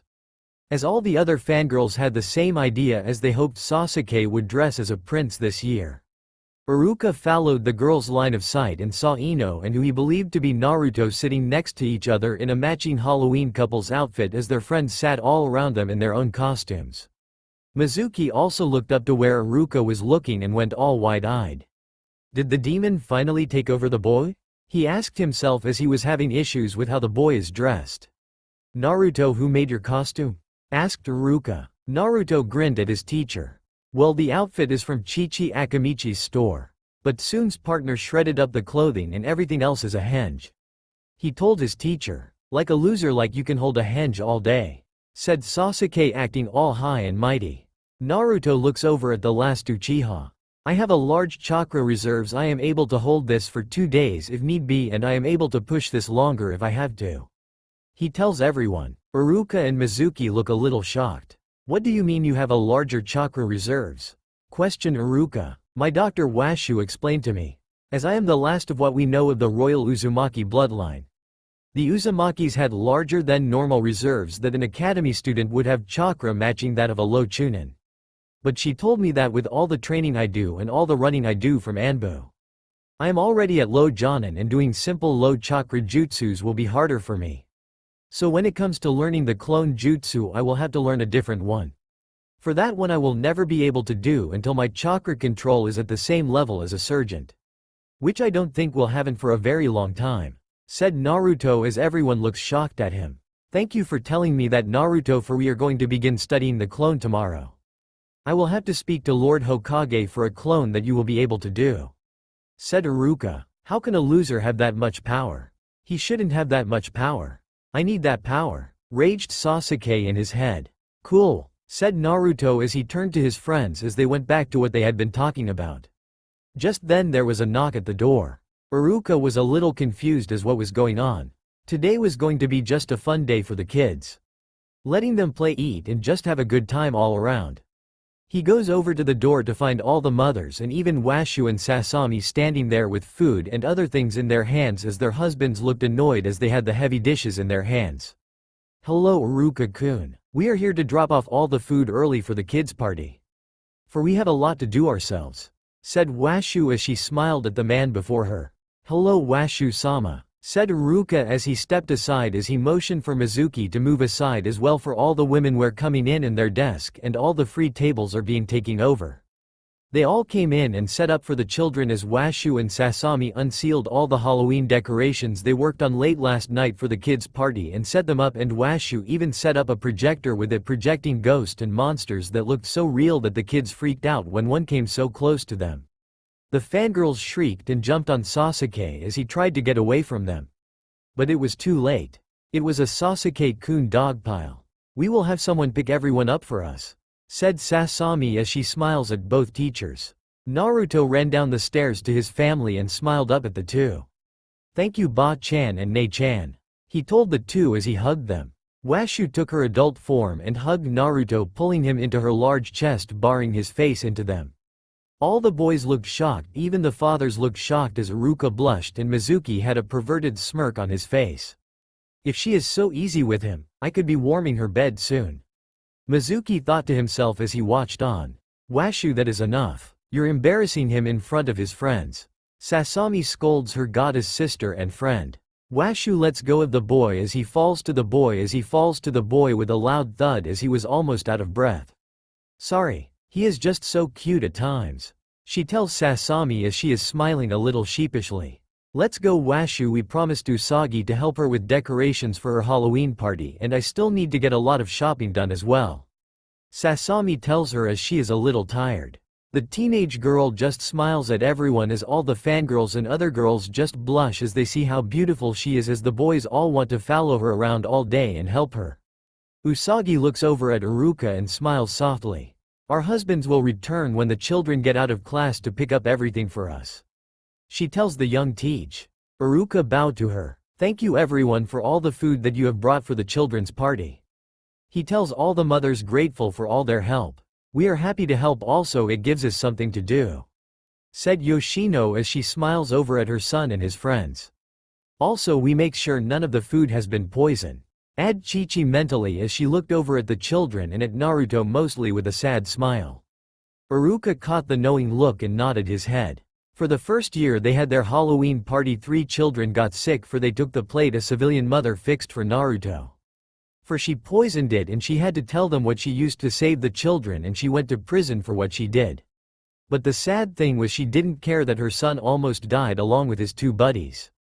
So some believed she used Naruto as bait, as she might have been planning to kill her family to be free of her asshole of a husband and her son that was slowly becoming like him. All the kids smiled at the mothers and split off into their groups. The fangirls had made cookies and treats for Sasuke. But they didn't know the boy really didn't care for sweets. If they knew anything about him, they would have known he loved tomatoes. "Alright kids, have fun, we will have this free day today. But tomorrow we are going to be working doubly as hard to make up for today," said Iruka as all the kids groaned at their teacher. Mizuki grabbed a couple of cookies that Sasami made and sat back down with his coffee and pulled out his magazine he was reading earlier for before class and went back to it. He didn't care as long as no one bothered him, he didn't give a damn. Naruto fixed himself a plate of nachos as he went back to his seat as Ino returned with her own plate and a drink. Naruto pouted as he forgot his drink. "Oh man, I forgot to get something to drink," he whined as he was standing up as Hinata returned with her plate and 2 drinks.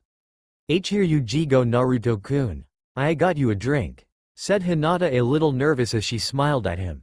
"Thank you, Hinata-chan," said Naruto as he took the soda from Hinata.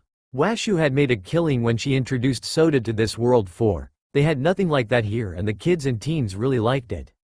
As the day went on, they played games, ate treats and just pigged out. Ino was even eating more than normal. She figured if she was going to go after Naruto, he wouldn't want her to diet, for he had told her before it was bad for her and that she should eat and just be happy with who she is. With working out she would burn it all off anyways. It was already the end of the day and at the front gates waiting for Naruto was Washu, Sasami, and the 3rd Hokage along with the others' parents waiting for their children. "Hey Ba-chan, Nei-chan, and Jiji-chan," said Naruto as he ran up the 3 of them. They smiled down at the boy before them. The shinobi parents just smile at the boy as the civilian parents glare at the boy. 2 women whisper to each other.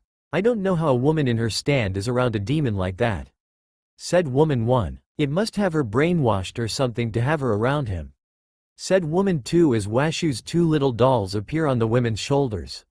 "You know that, is it not right to call a child those names?"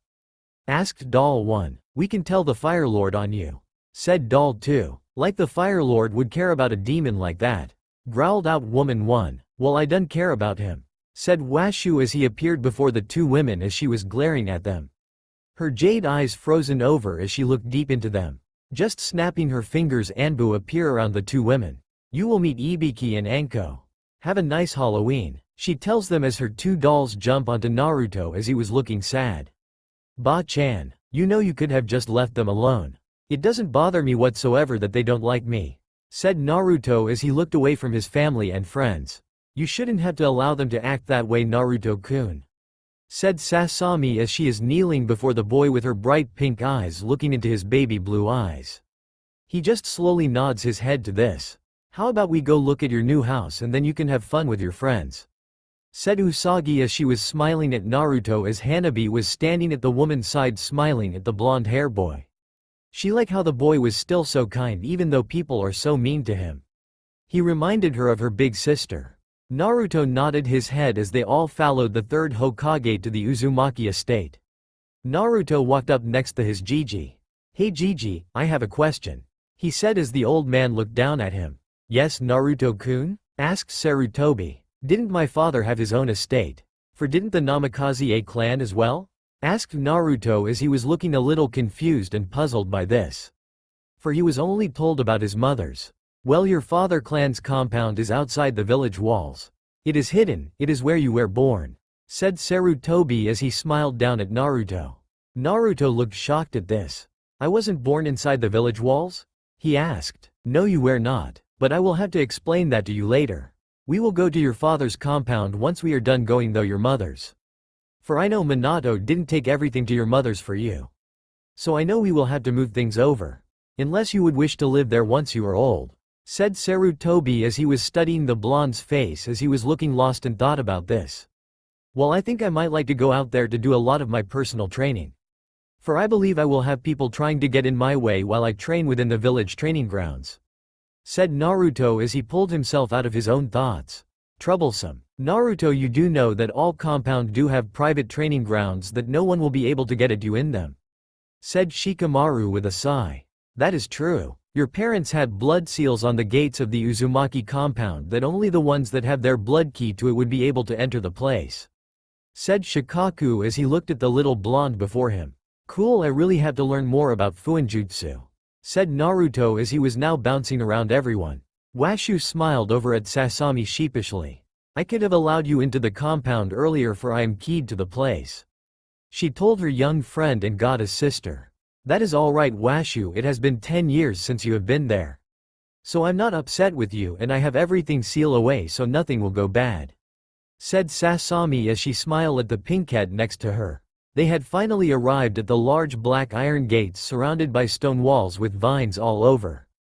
Naruto saw the swirl that is on all the flank vest that the Chunin and Jonin wear on the iron gates.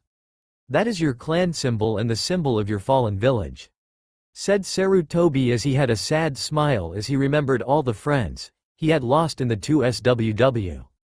"Oh wow, what did my dad's clan symbol look like?" questioned Naruto as he was thinking maybe of mixing both clan symbols. Both Washu and Sarutobi had to stop and think for a moment as they couldn't place it for a moment. "You know, I can't really remember," said Sarutobi as he looked over at Washu for she might know. Washu looked over at the others. "I think it had something to do with the lighting or flames. I don't really remember myself," she told them. Oddly, the others in the group that serviced alongside Minato couldn't remember either. "I guess I'll go over to Dad's tomorrow after class to find out," said Naruto as he looked at Sarutobi and Washu. "We could do that, for it will help yous find out if there is anything out there that could help you in your training," said Washu as she patted Naruto's head as he ran away from her. "Little brat," she grumbles to herself as she is pouting at the young future Werefox before her. Naruto just laughed as he ran away as he had already opened the large iron gates as he pushed his chakra and blood into them for he understood the seal as he looked at it and was now making his way to his new home. Did Naruto read that seal without someone telling him what to do? Asked Choji as a chip fell from his lips. Yeah, he did, said Ino as she was shocked as she looked up at all the parents for answers. It is in his blood, said Shikaku. Both his parents were masters in that art as well as his godfather. He told them as they all nodded their heads. Naruto was standing at the front doors waiting for everyone, for he needed keys to get in, for he had already broken the blood seal and was annoyed as they had been moving too slow. "Come on, move it, I want to get in and look around before we start trick-or-treating." He whined as he pulled on his hair, dancing around everyone. "Patience, young one. That is something you must learn to be a strong shinobi and someday be Hokage, as that is still your dream," said Sarutobi as he looked down at Naruto, who had a large smile on his face as he was looking up at the old man standing next to him. "You know I'll be the greatest Hokage ever, and I'll surpass you and my father and those that came before you too," said Naruto as he pumped his fist into the air. The clan heads and their wives couldn't help but laugh, as their children couldn't help but believe in the boy's dream, and as future heads of their clans, they would do all in their power to make sure it would come to pass. Even if Kiba had to hound his sister when she took over. The old mansion was unlocked as Naruto rushed into the sitting room and saw the place was still pretty clean, and there on the fireplace was a large portrait of his heavily pregnant mother and his father standing next to each other with large smiles on their faces. "Wow, it is true, Kushina truly did hate dusting," said Yoshino as she looked around. "I need these anti-dust seals as soon as Naruto begins to learn how to make them," she said as she looked at the blonde boy standing in the sitting room just looking up at his happy parents before him. Tears had slowly began rolling down his cheeks by this time, as all the mothers and girls had seen this. Ino was the first to pull him into a hug as Hinata was pushed by her younger sister to join the other blonde in hugging the boy as her little sister was behind her. "Man, he is a clone of his father besides a few differences," said Kiba as he was looking at Naruto and back to Minato and Kushina. "He has his mother's eye shape and nose, and the rest is all his father."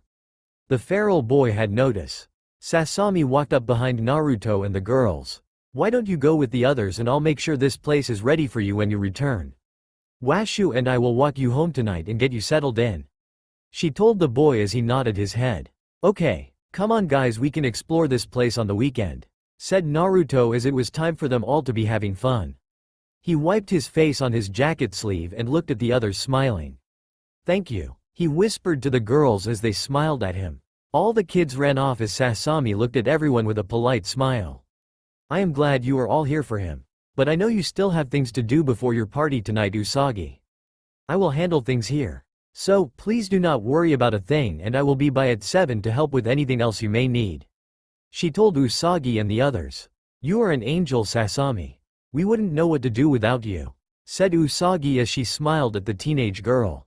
"But you are right. We still have a lot to do and husbands to get dressed before the party tonight, and in Sume's case she has to hunt down that boyfriend of hers," she said with a giggle as the feral woman was now blushing.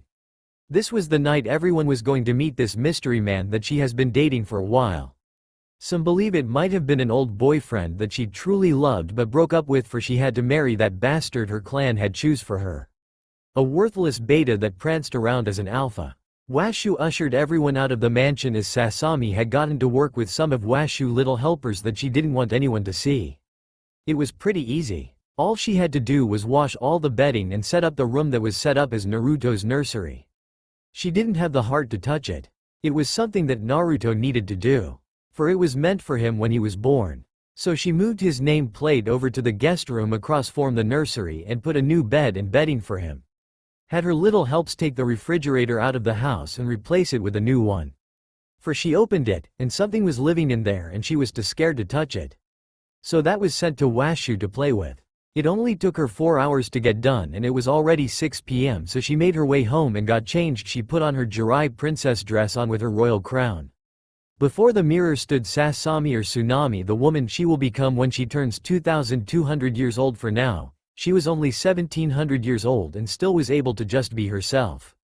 But Washu had told her that her and Tsunami would become one and she wouldn't lose herself.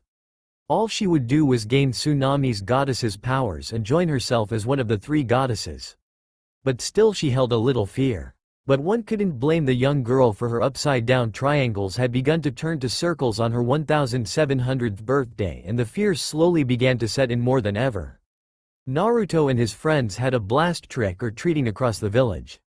Villagers didn't have a clue that it was Naruto dressed as the werewolf being led by the young Yamanaka heiress. They had all believed it to be one of her cousins dressed up for her to lead around. All the kids had also made sure to never use Naruto's name as they got near any of the house. They just called him Naru, making many to think he was a girl.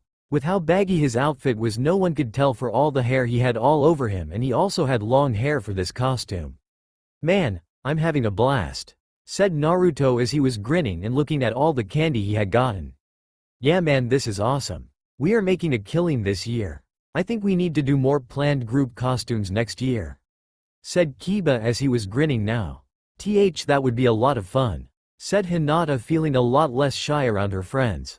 "I want to be part of that too," said Hanabi as she looked at the older kids. They all smiled at her. "We wouldn't leave you out, Hanabi-chan," said Ino as she is smiling at the girl.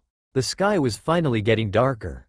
The moon was slowly coming out, but it was behind a few clouds that lingered in the night sky. Within Naruto, time is drawing near. His dark half is slowly beginning to awaken, said Kurama as his tails now held onto the dark side of Naruto. For all the bindings had fallen off of the boy just moments ago. But the great fox still wanted the boy to have some fun. For this might be his last night as himself. For tomorrow he was going to be reborn anew. They just didn't know if he would be the light or the darkness. "I just hope he is stronger than his darkness," said the Werefox virus as it was fixing things around Naruto. It had gotten into the boy's memories and felt bad for him. For he had seen all the darkness and loneliness the boy had gone though, and still his heart shined with the bright light of hope. It was something rare for it to see, and it wanted to see it live on and make something better of the curse it has spread through the young boy's body. "Only time will tell," was all that Kurama said as he looked at the darkness, open his eyes and glare at the demon fox that held him at bay. "Let me go. It is my time to be free and that weak thing walking around freely to be chained up," growled out Dark Naruto. "Shut up, brat. I do not take orders from you. I am the one who gives the orders around here, and you will wait until 2 a.m. for the curse to take hold of the boy, and that is when you will meet him and have your little fight," growled out Kurama, leaning very close to the dark side of Naruto, making sure to show the boy his teeth. All he needed to do was just open his mouth and take one little bite and it would be over. He would just take the darkness within him and it would be gone from the boy forever.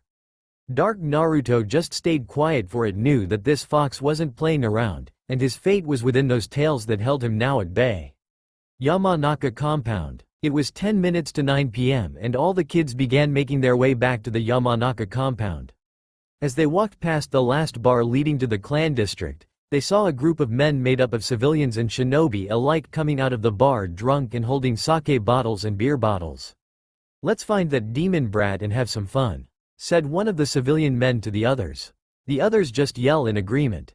"Children, keep moving and I'll get Hanabi home after I make sure you are at Yamanaka-sama estate," said Ko as he blocked Naruto from the sight of the men and ushered the children quickly to Ino's home. Once they got there, Ino's father stood outside waiting for them. Ko walked up to the clan head and spoke with him. "Yamanaka-sama, I have gotten the children here safely. But please have Naruto return with several trusted people, for there are people already out hunting for him," he told the clan head. "Thank you for telling me. I'll go with Lady Washu and Sasami to make sure the boy makes it home safely," said Inoichi as he smiled at Ko for the heads up. Ko bowed and picked up a sleepy Hanabi and took off back to the Hyuga compound that wasn't too far from where they all stood now. "Well children, did you have fun?" questioned Inoichi as he smiled at his daughter and the other children. "Yeah, we had blast, Dad. Naruto and I made a killing in candy, for everyone love our costumes," Ino told her father as Naruto grinned at the blonde hair man. "Yeah, it was fun, but I need to give my candy to Washu Ba-chan to check over for me," said Naruto as Inoichi nodded his head to this. "That would be a great idea. I believe it would be good for all you children to allow us to check your candy out. For we have had some people put bad things into the candy in past years, and we want to make sure it is safe before you all eat it," he told the kids as they all groaned and handed over their candy bags. Each bag had their names. But Naruto held onto his, for Washu was going to get it from him. Once inside, all the kids found their parents, or in Naruto's case, he looked for Washu and Sasami. Washu brightened up as she saw Naruto walk in with the others. She saw his candy bag was overflowing with candy and knew she would have to seal it away and check it in the morning, for he would be over bright and early for it. Ba-chan, Nei-chan, called Naruto as he ran up to the two women that have played a big part in his short life. "Hey Naru-chan," said Washu as she took his candy bag and put it in a scroll she had on her. Sasami hugged Naruto. "Hello Naru-kun," she tells the boy as she lets him go. "The house is ready, and I have a dinner in the fridge for you and your lunch is already made as well in there." "Thank you, Nei-chan." Naruto with a huge grin. "Get something eat Naru-chan," said Washu as she heard his stomach growl. He looked at them sheepishly and nodded his head as she ran off to get some food. Washu watched him run off as her eyes moved over to the fathers walking over to her and Sasami.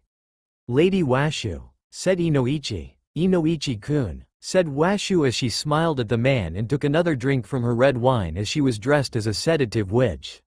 "I was just informed that it would be best to escort you and Sasami when you return young Naruto home," said Inoichi as he looked worried. With a sigh Sasami looked over at Naruto as he was having an eating contest with Choji and Kiba. "It never fails. Those fools have too much to drink and they wanted to blame their life problems on the poor boy for a burden that he had no say in." She voices out loud as she turns back to look at the men before her and Washu. "That will be fine," said Washu. "It will be good to have you strong men with us to scare those fools away." She finishes as she spots Sume walk into the ballroom with a tall and stocky man on her arms as he was dressed all in black with a mask on his face. "Ibiki, I should have known," she whispers to herself as she grins as the men. "Well gentlemen, I must make my way to your wives for we have much to talk about," she tells them as Shikaku looks to where she was looking and saw who walked in. "Troublesome," was all he said as he pointed with his chin for the other men to see what he was looking at. "Do you see what I see?" questioned Washu to the other ladies as they seen Sume just walk in. "Yes, who do you think he is?" asked Chi-Chi as she was on edge to learn who this masked man was. "I'm not sure," said Yoshino as she was trying to study him for across the room. Usagi narrowed her eyes as she was trying to think of all the men that she had ever seen Sume with and only one came to mind as her eyes widen. "It can't be," she says to herself as the others look at her as Washu is grinning like a mad woman. "Oh yes, it is. She has gotten back with her old boyfriend," said Washu as she couldn't help but grin like a mad woman. Yoshino, Chi-Chi look at the two women confused as they try to figure it out. Who was the last man she was dating before she was forced to marry that jackass of a so-called alpha? Asked Usagi as she saw it click in the other two women's mind. "Ibiki, the one that she truly loved," said Yoshino as Chi-Chi nodded her head to this. Sume sees her friends and takes her date's hand. "Come on, I want you to meet them," she tells him with a grin. "If you say so," the masked man says with his gruffy voice. As Sume makes it over to her friends, all the men move quickly over to the women to make sure if that was really who they thought they heard Washu say it was. "Hey, nice party," said Sume as she is grinning at Usagi. "Thanks, but who's your date, Sume-chan?" asks Usagi as she is looking at her friend with amusement in her eyes. "Oh, quiet playing with her. I know you all have figured it out," said the masked man as he took off his mask. All the men looked on with shock for they wouldn't have figured Ibiki would have taken her back after what happened between them. "I must say I didn't expect this," said Hisashi as he looks at Ibiki as he was shocked himself at this. "Well, like they say, one does what the heart wants, and I wanted this wild woman back and I got her back," said Ibiki, shocking everyone even more. "Well, I better be hearing wedding bells between you two this time," said Washu as she is now grinning like a mad woman. "On whose orders?" asked Ibiki as he was glaring at the pinkette. "Well, your fire lords. No, not that puppet I have running things for me," says Washu as if she is talking about the weather. "Washu, allow them to date and see if it leads to that," scolded Sasami as she was standing behind Washu the whole time. Washu pouts. "You're not fun, Sasami-chan," whines Washu as she is now pouting. The others just laugh at her as they all just talk and have a good time. It was already 1 a.m. when Naruto was walked home along with Washu and Sasami to their home. Washu had locked his gates so no one would slip in and the house was already keyed that if your chakra wasn't in the door lock or blood you couldn't get in. So he was very safe. Naruto changes into his PJs and crawls into bed. "Man, today was a blast. I hope every day is like today," he says to himself as he pulls on his goofy-looking sleeping hat and falls to sleep. Inside Naruto's mindscape, Naruto walks up in the forest. "Huh? How did I get here?" He asks no one but himself as he is looking around as he sees a golden tail of an animal running. He chases after it until he comes face to face with a large cave with large golden gates before it and crimson eyes within it. "The time has finally come for you to meet little one," said a dark voice from within the cavern. "Who's there?" called Naruto as he was getting scared. "Don't be scared of him, boy," said a voice from behind Naruto. He quickly spun around to come face to face with the Werefox standing on two legs looking at him. Naruto takes a step back, falling back onto his butt.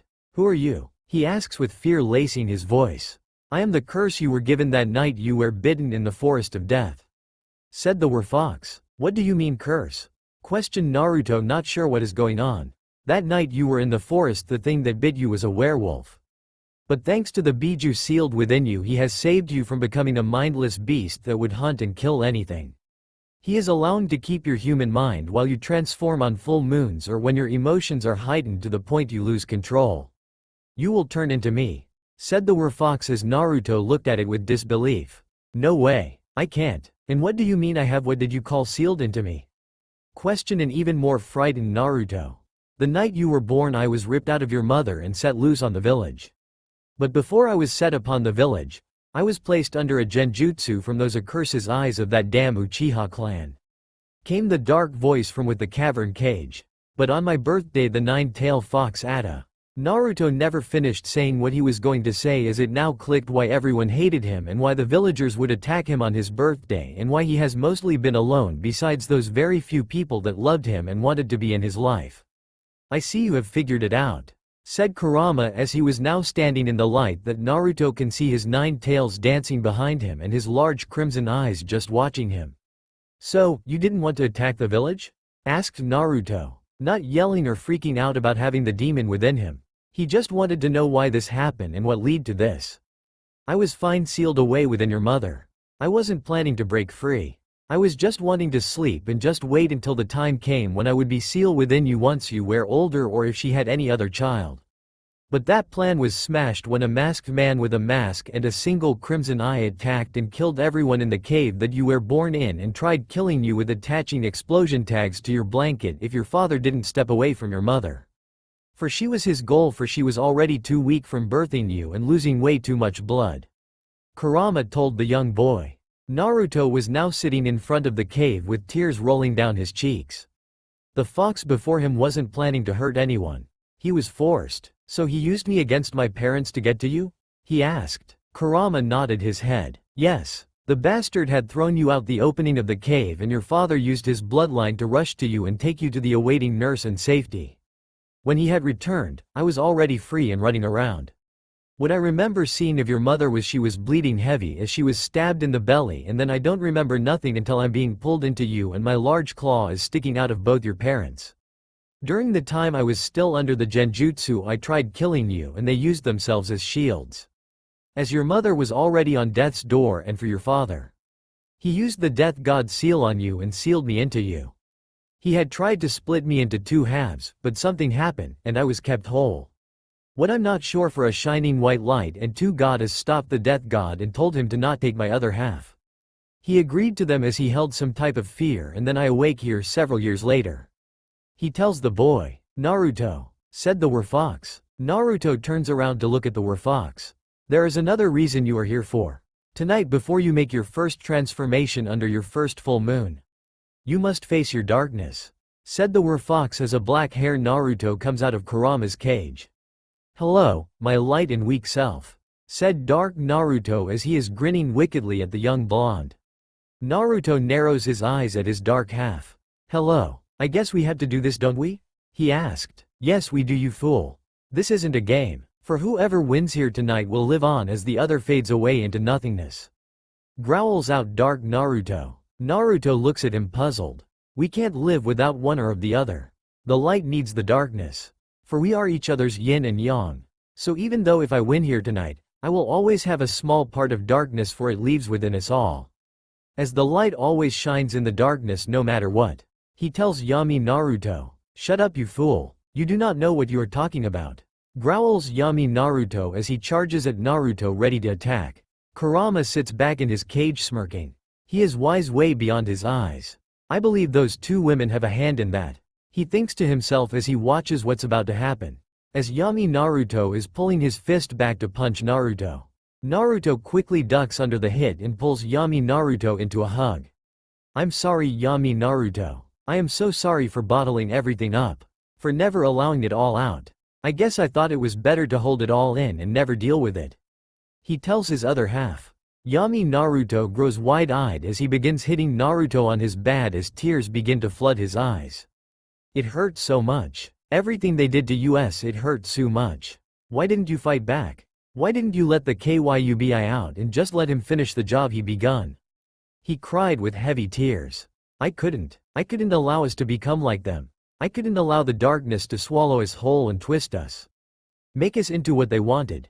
I didn't want to become the monster they wanted me to be. Said Naruto as he allowed Yami Naruto cry.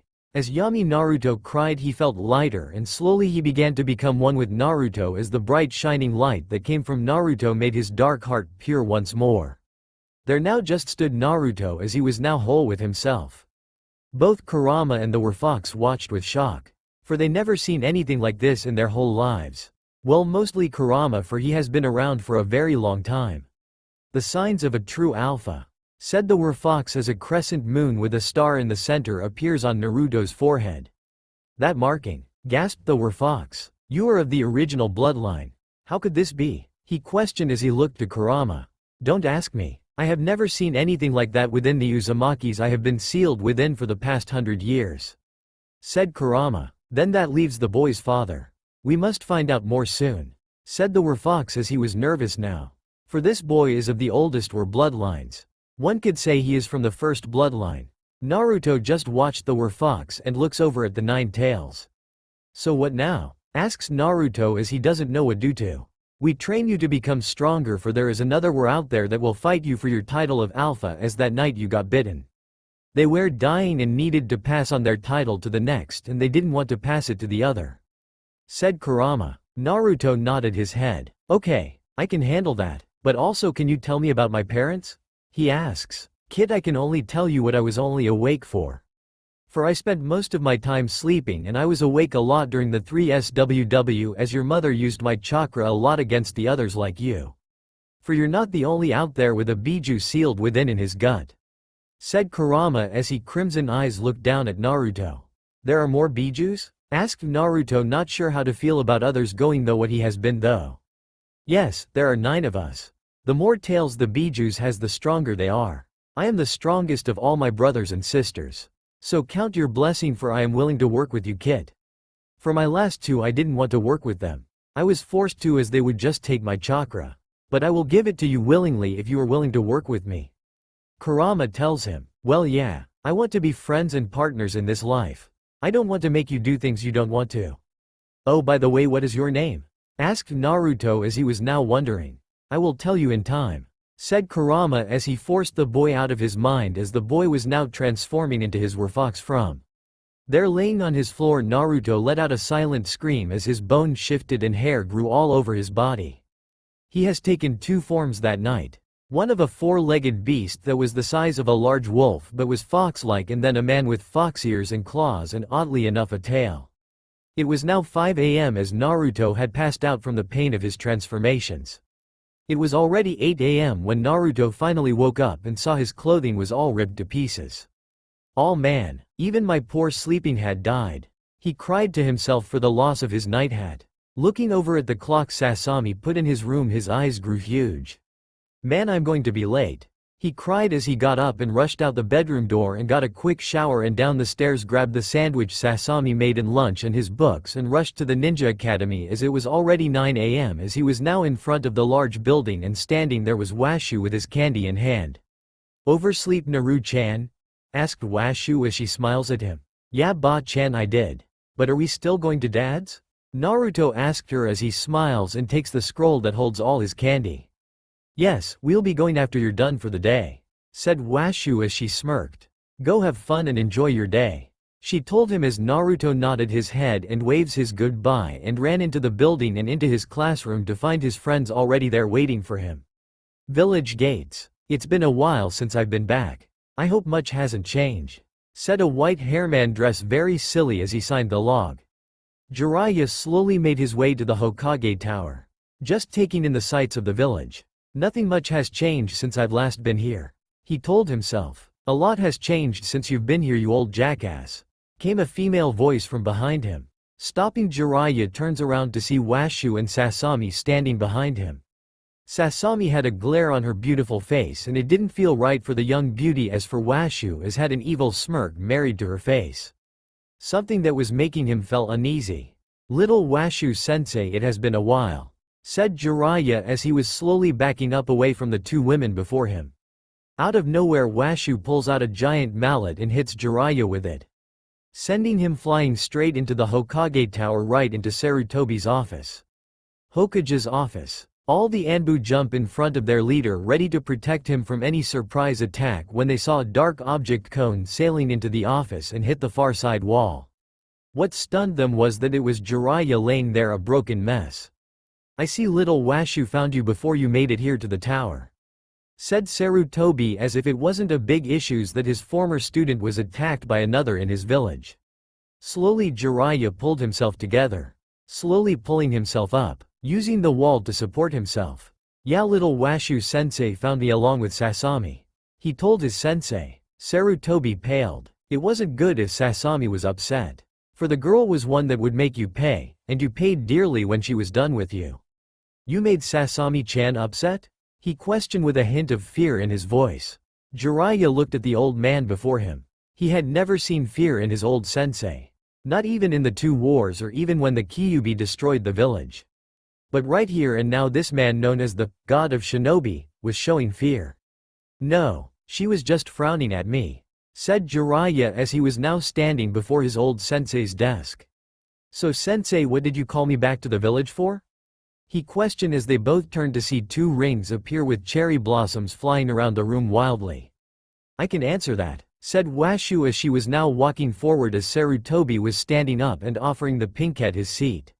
Nodding her head to took it as Sasami stood next to her, just glaring, still a little upset. Naruto has awakened 3 bloodlines. From his mother's side, I am still waiting to see if he will awaken his father's bloodline as well, said Washu as his jade eyes had Jiraiya frozen. But I was sent word that Naruto died, said Jiraiya as he looked over at his sensei. Sasami froze and looked at Jiraiya. Question. What do you mean? She asked him. After his 2nd birthday I got a message telling me that Naruto died in a fire at the orphanage. That is why I stopped coming back to the village to see him, said Jiraiya. Do you still have that message? Asked Sarutobi as he hoped this could be used against his former advisors. Well, yeah, it's at my place with the toads. I can have one of them bring it to me, said Jiraiya as he was now confused. What going on here? He questioned. Well, Naruto didn't die in no fire.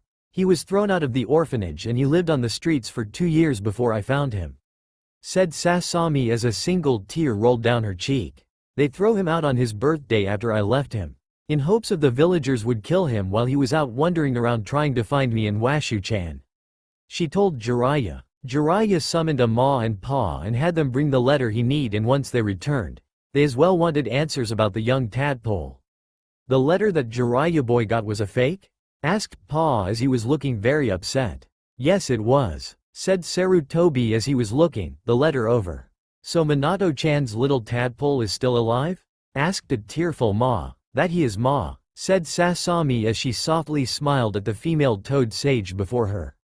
I blame that damn old warhawk. He must have been the one behind this, said Pa, for all knew that the old toad sage had no love for the warhawk. For the man had tried stealing their summon scroll along with others to enslave them for his dirty work. It appears this is Danzo's handiwork, said Sarutobi as he let out a sigh. If you look closely you can tell this isn't my handwriting and the seal, he used a fake. Jiraiya, why didn't you question this? He questioned his student. Jiraiya looked down with shame. I felt guilty for not being there for the boy. Not being there to take care of him. Not being there like his parents wanted me to be. I guess I saw this letter as freedom from the guilt, he told them as shame was written all over his face. Washu sighed. I can't blame you. I can be angry at you for not coming and finding out firsthand, or even sending one of your summons to find out if it was the truth or not, she told him as she sat back. All I can do now is make up for it, said Jiraiya as he smiled. I can take some time off of my spy network for everything is running fine and I don't need to be at the next one for 6 months. He told them. Good for you, will begin in training Naruto in Fuinjutsu, said Washu. Jiraiya nodded his head as one question was on his mind. What bloodline did the boy awaken? He asked. Washu grinned. He awakened wood release, chakra chains, and finally poison ivy. She told them. He awoken what? Asked a shocked Ma and Pa. Poison ivy hasn't been seen for about 100 years, said Ma as she remembered her last summoner was a poison ivy user. Ivy Uzumaki was the last poison ivy user that was my summoner, said Ma as she looked at her webbed hands sadly. It has been so long since she thought of her old friend. I know, and today after the academy gets out, Naruto will be heading to his home so we can get him studying his bloodline. We even might have to take him out of the academy for a while and have a poison expert work with until he has it under control, said Washu as she looked at the files in her hands that appeared out of nowhere. Yes, but I don't think that would work very well with his friends little Washu, said Sasami as she knew Ino and Hinata wouldn't have none of that. Washu smirked as she remembered the two heirs having a crush on her little Naru-chan. You might have a point. Well, we could pull his little group out as well and have them learn with him, she said as she was thinking out loud to herself. It wouldn't hurt to have a few Fuinjutsu users in his generation. We could do that. It would help with them all being clan heirs, said Sasami as she was now looking at Sarutobi and Jiraiya. We would need to speak to their parents and find out if that is all right with them, said Sarutobi as he knew he was being outvoted and Jiraiya just knew to keep quiet. That would be a grand idea, said Ma, for whoever he is team up with in the future would need to know how to work well with his bloodlines, she said as she was looking at Pa who was just nodding his head. Academy. Naruto was sitting with Ino and Hinata as they took notes and he listened to Haruka talk as Mizuki just sat there watching the kids writing something down. Alright class, what are the major bloodlines of Konoha? Asked Haruka as he was looking around for anyone to answer. Sakura raised her hand. Yes Sakura, said Haruka. They are the Wood Release, Byakugan, Sharingan, then you have the Kurama clan with their bloodline with Genjutsu, Yamanaka clan with Mind Walking, Nara Shadow Jutsu, Akamichi with their Body Jutsu, said Sakura as she tried to remember any others. You forgot the Uzumaki clan with their Chakra Chains, Poison Ivy, Wood Release, Lava Release, Fuinjutsu is a bloodline, Slowly Aging is also another bloodline, Huge Chakra Reserves, and so on. Then there was Namikaze clan with Swift Release and another bloodline, said Naruto as all eyes are on him. Who cares about those clans? Said Sakura as she was glaring at Naruto. He narrowed his eyes at the annoying fangirl. Well, you should care, for Namikaze was the late 4th Hokage's last name and clan and Uzumaki was his late wife. He growled out as his eyes flashed amber for just a second. Mizuki just laughed but didn't say anything. Demon thinks he knows it all. Now that he has 2 slaves helping him. Naruto, how did you know our late 4th had a bloodline and that he was married? Asked a puzzled Haruka. Oh crap, Naruto thought to himself. Just tell them brat, it's coming out sooner or later, said Kurama as he was laughing behind his cage doors. Minato Namikaze and Kushina Uzumaki are my parents, said Naruto. How I know about the bloodlines is for I have 3 of my mother's clan's bloodlines. He finished as all eyes are on him. Neko vanished from her spot as Inu just watched. Well, let the shit hit the fan, he thought. Hokage's office. Neko appears before the Hokage and the others. Hokage-sama, Washu-sama, Naruto just spilled the beans. Inu stayed behind to make sure no one hurts Naruto. She told them. Damn it Naruto, said Sarutobi as he was now making his way to his door. Anbu to the academy now, he yelled. A door appears before Washu as she opens it. Her and Sasami walk, though it as another door appears in Naruto's classroom. Academy. A baka like you doesn't have parents that high profile. You're lying, yelled Sakura as she was now standing in front of Naruto ready to hit him. Who are you to say who his parents are? Asked Ino as she was glaring at the pinkette. Everyone calm down, yelled Haruka as all the fangirls are now trying to attack Naruto. Just then a door appears in the middle of the classroom as Inu tried pushing the girls back. That is enough out of you, yelled Washu as the room grew quiet and all the kids froze in their spots. The door vanished behind Washu and Sasami. "Ba-chan? Sasami-ne-chan?" questioned Naruto as he was trying to get away from Sakura's fangirl furry. Just then Sarutobi and his ABNU appear in the classroom. "That is enough, young Haruno," said the third Hokage as he was now annoyed with how the children are behaving with the blonde-hair boy. Jiraiya stood at the open window looking down at Naruto as Ma and Pa sitting on his shoulder. Tears slowly streamed down Jiraiya's cheeks as he saw the boy for the first time in 8 years. He really is alive and he looks so much like his parents. He whispered to himself as he didn't know what to do. "Hokage-sama," said Iruka as he stood straight as Mizuki stood up from his desk as well. "Iruka-kun, Mizuki-kun. It is nice to see you both this afternoon," said Sarutobi as he looked back at the children. "Hokage-sama, but Naruto is lying about who his parents are. He is a clanless, parentless baka," screeched Sakura as she was now standing before the Hokage. She believed he would take her side and tell the boy to stop lying and that he is nothing. Sarutobi's eyes became hard and cold as he looked down at the pink-haired 10-year-old girl standing before him. Naruto isn't lying about who his parents are. He was informed just a few days ago about his parents. He told the pinkhead as his jaw hung open as it dropped to the flood. All the others in the room looked over at the blood with shock. The loser of their class was the son of their village heroes and late Hokage. "It doesn't matter that they are his parents. He is still a loser," said Sasuke as he looked away and out of the window, ignoring all those around him. He didn't give a damn. His clan's bloodline was more powerful and better respected than this fool's so-called family's bloodlines. All the fangirls followed their true love's lead and went back to their seats and watched the raven-hair boy once more. "So, what the boy says is true?" questioned Mizuki as he caught himself before he slipped and called the boy demon as Sasami and Washu glared at him. The third Hokage turned, looked over at him and smiled. "Yes, young Naruto is telling the truth.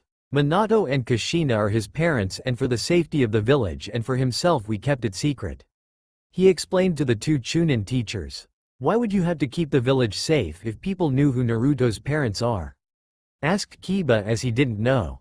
"It is because after the Kyuubi attacked our village was weak, and if Iwa knew Minato had a child they would have attacked the village. We would have fallen to them. Then if Kumo or Kiri knew that Kushina had a child they would have tried to kidnap him or attack the village.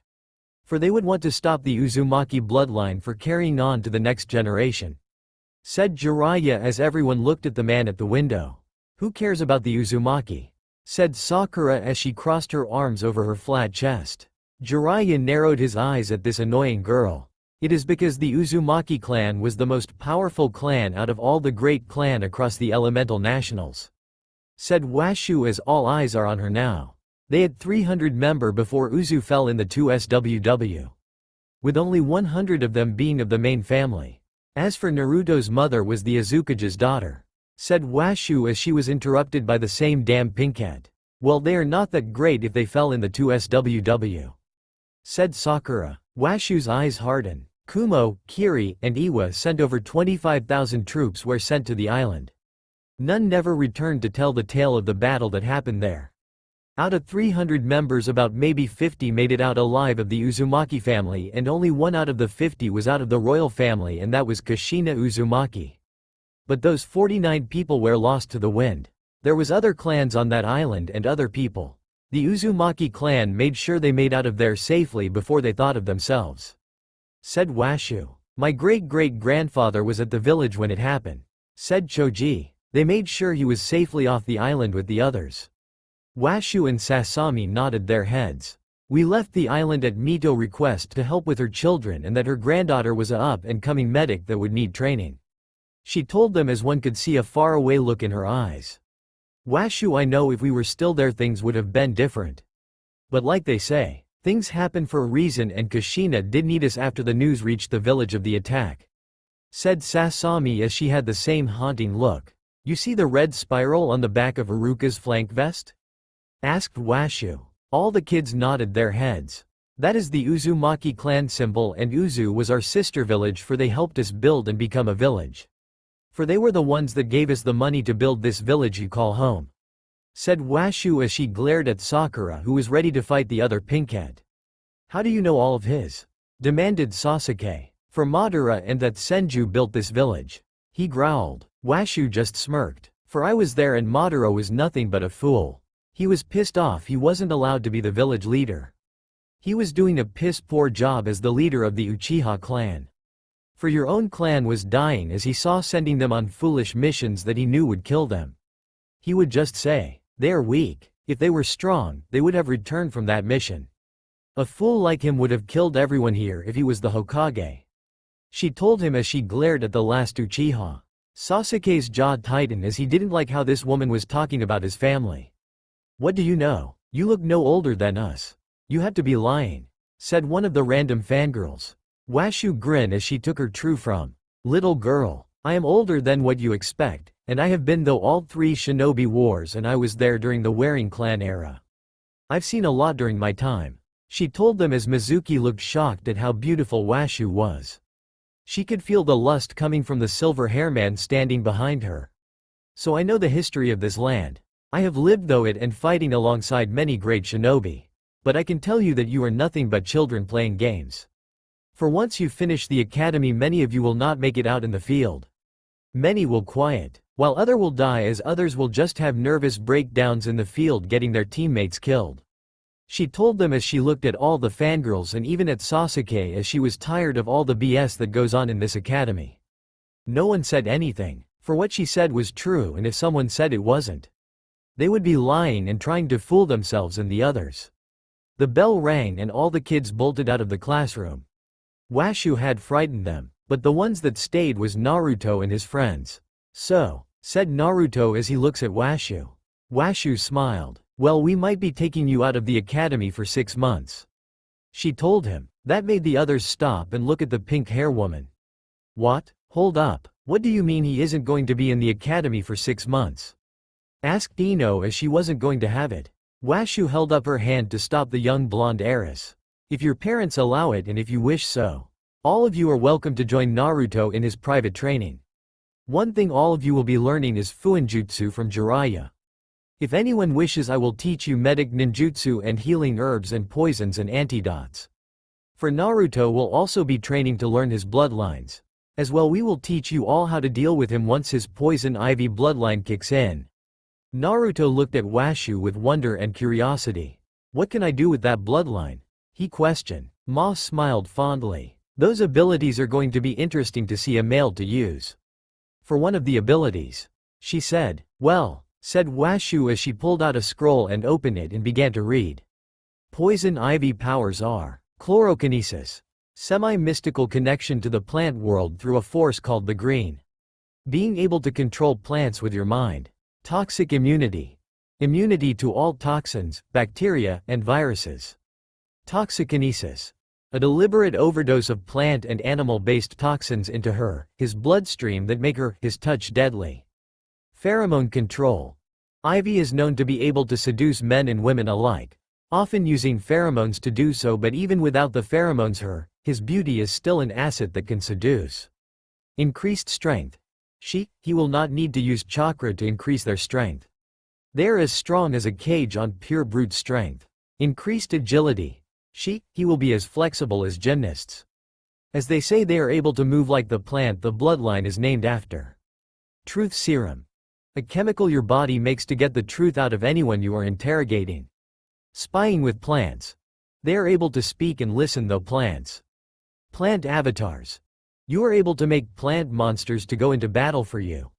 Washu looks up from the scroll. "It is said that wood release is a offshot of poison ivy, for you are only able to grow trees and mostly control anything wood," she told Naruto and the others. "Wow, that is insane," said Kiba as he looks at Naruto. "I wouldn't mind learning about poisons and building up an immunity to it," he finished as he looked at the others. "That would be a good thing to learn," said Ino as she looked at the others. "Well then, children, ask your parents and let me know," said Sarutobi as he smiled at them. "It all begins tomorrow," said Jiraiya as he looked at all the clan children. They all nodded their heads as they left the academy. All the kids went home to ask their parents about taking 6 months off of the academy to do this training with Jiraiya of the Sannin and Washu-sama, and maybe Sasami, for the girl was skilled with weapons and hand-to-hand fighting. Also, the girl was a world-famous cook. Near midnight, Naruto stood in his bedroom looking up at the full moon. "So are you ready?" asked Kurama. "No, not really," said Naruto as he was nervous about this changes. "It will be fine, kid," said the Werefox. Naruto just nodding his head. He took off his shirt and pants and boxers and slowly slid open his window as he began to go through his changes. His eyes turned amber and his bones shifted and bent and broke to change his form as he dropped onto all fours. Fur began growing out of his skin.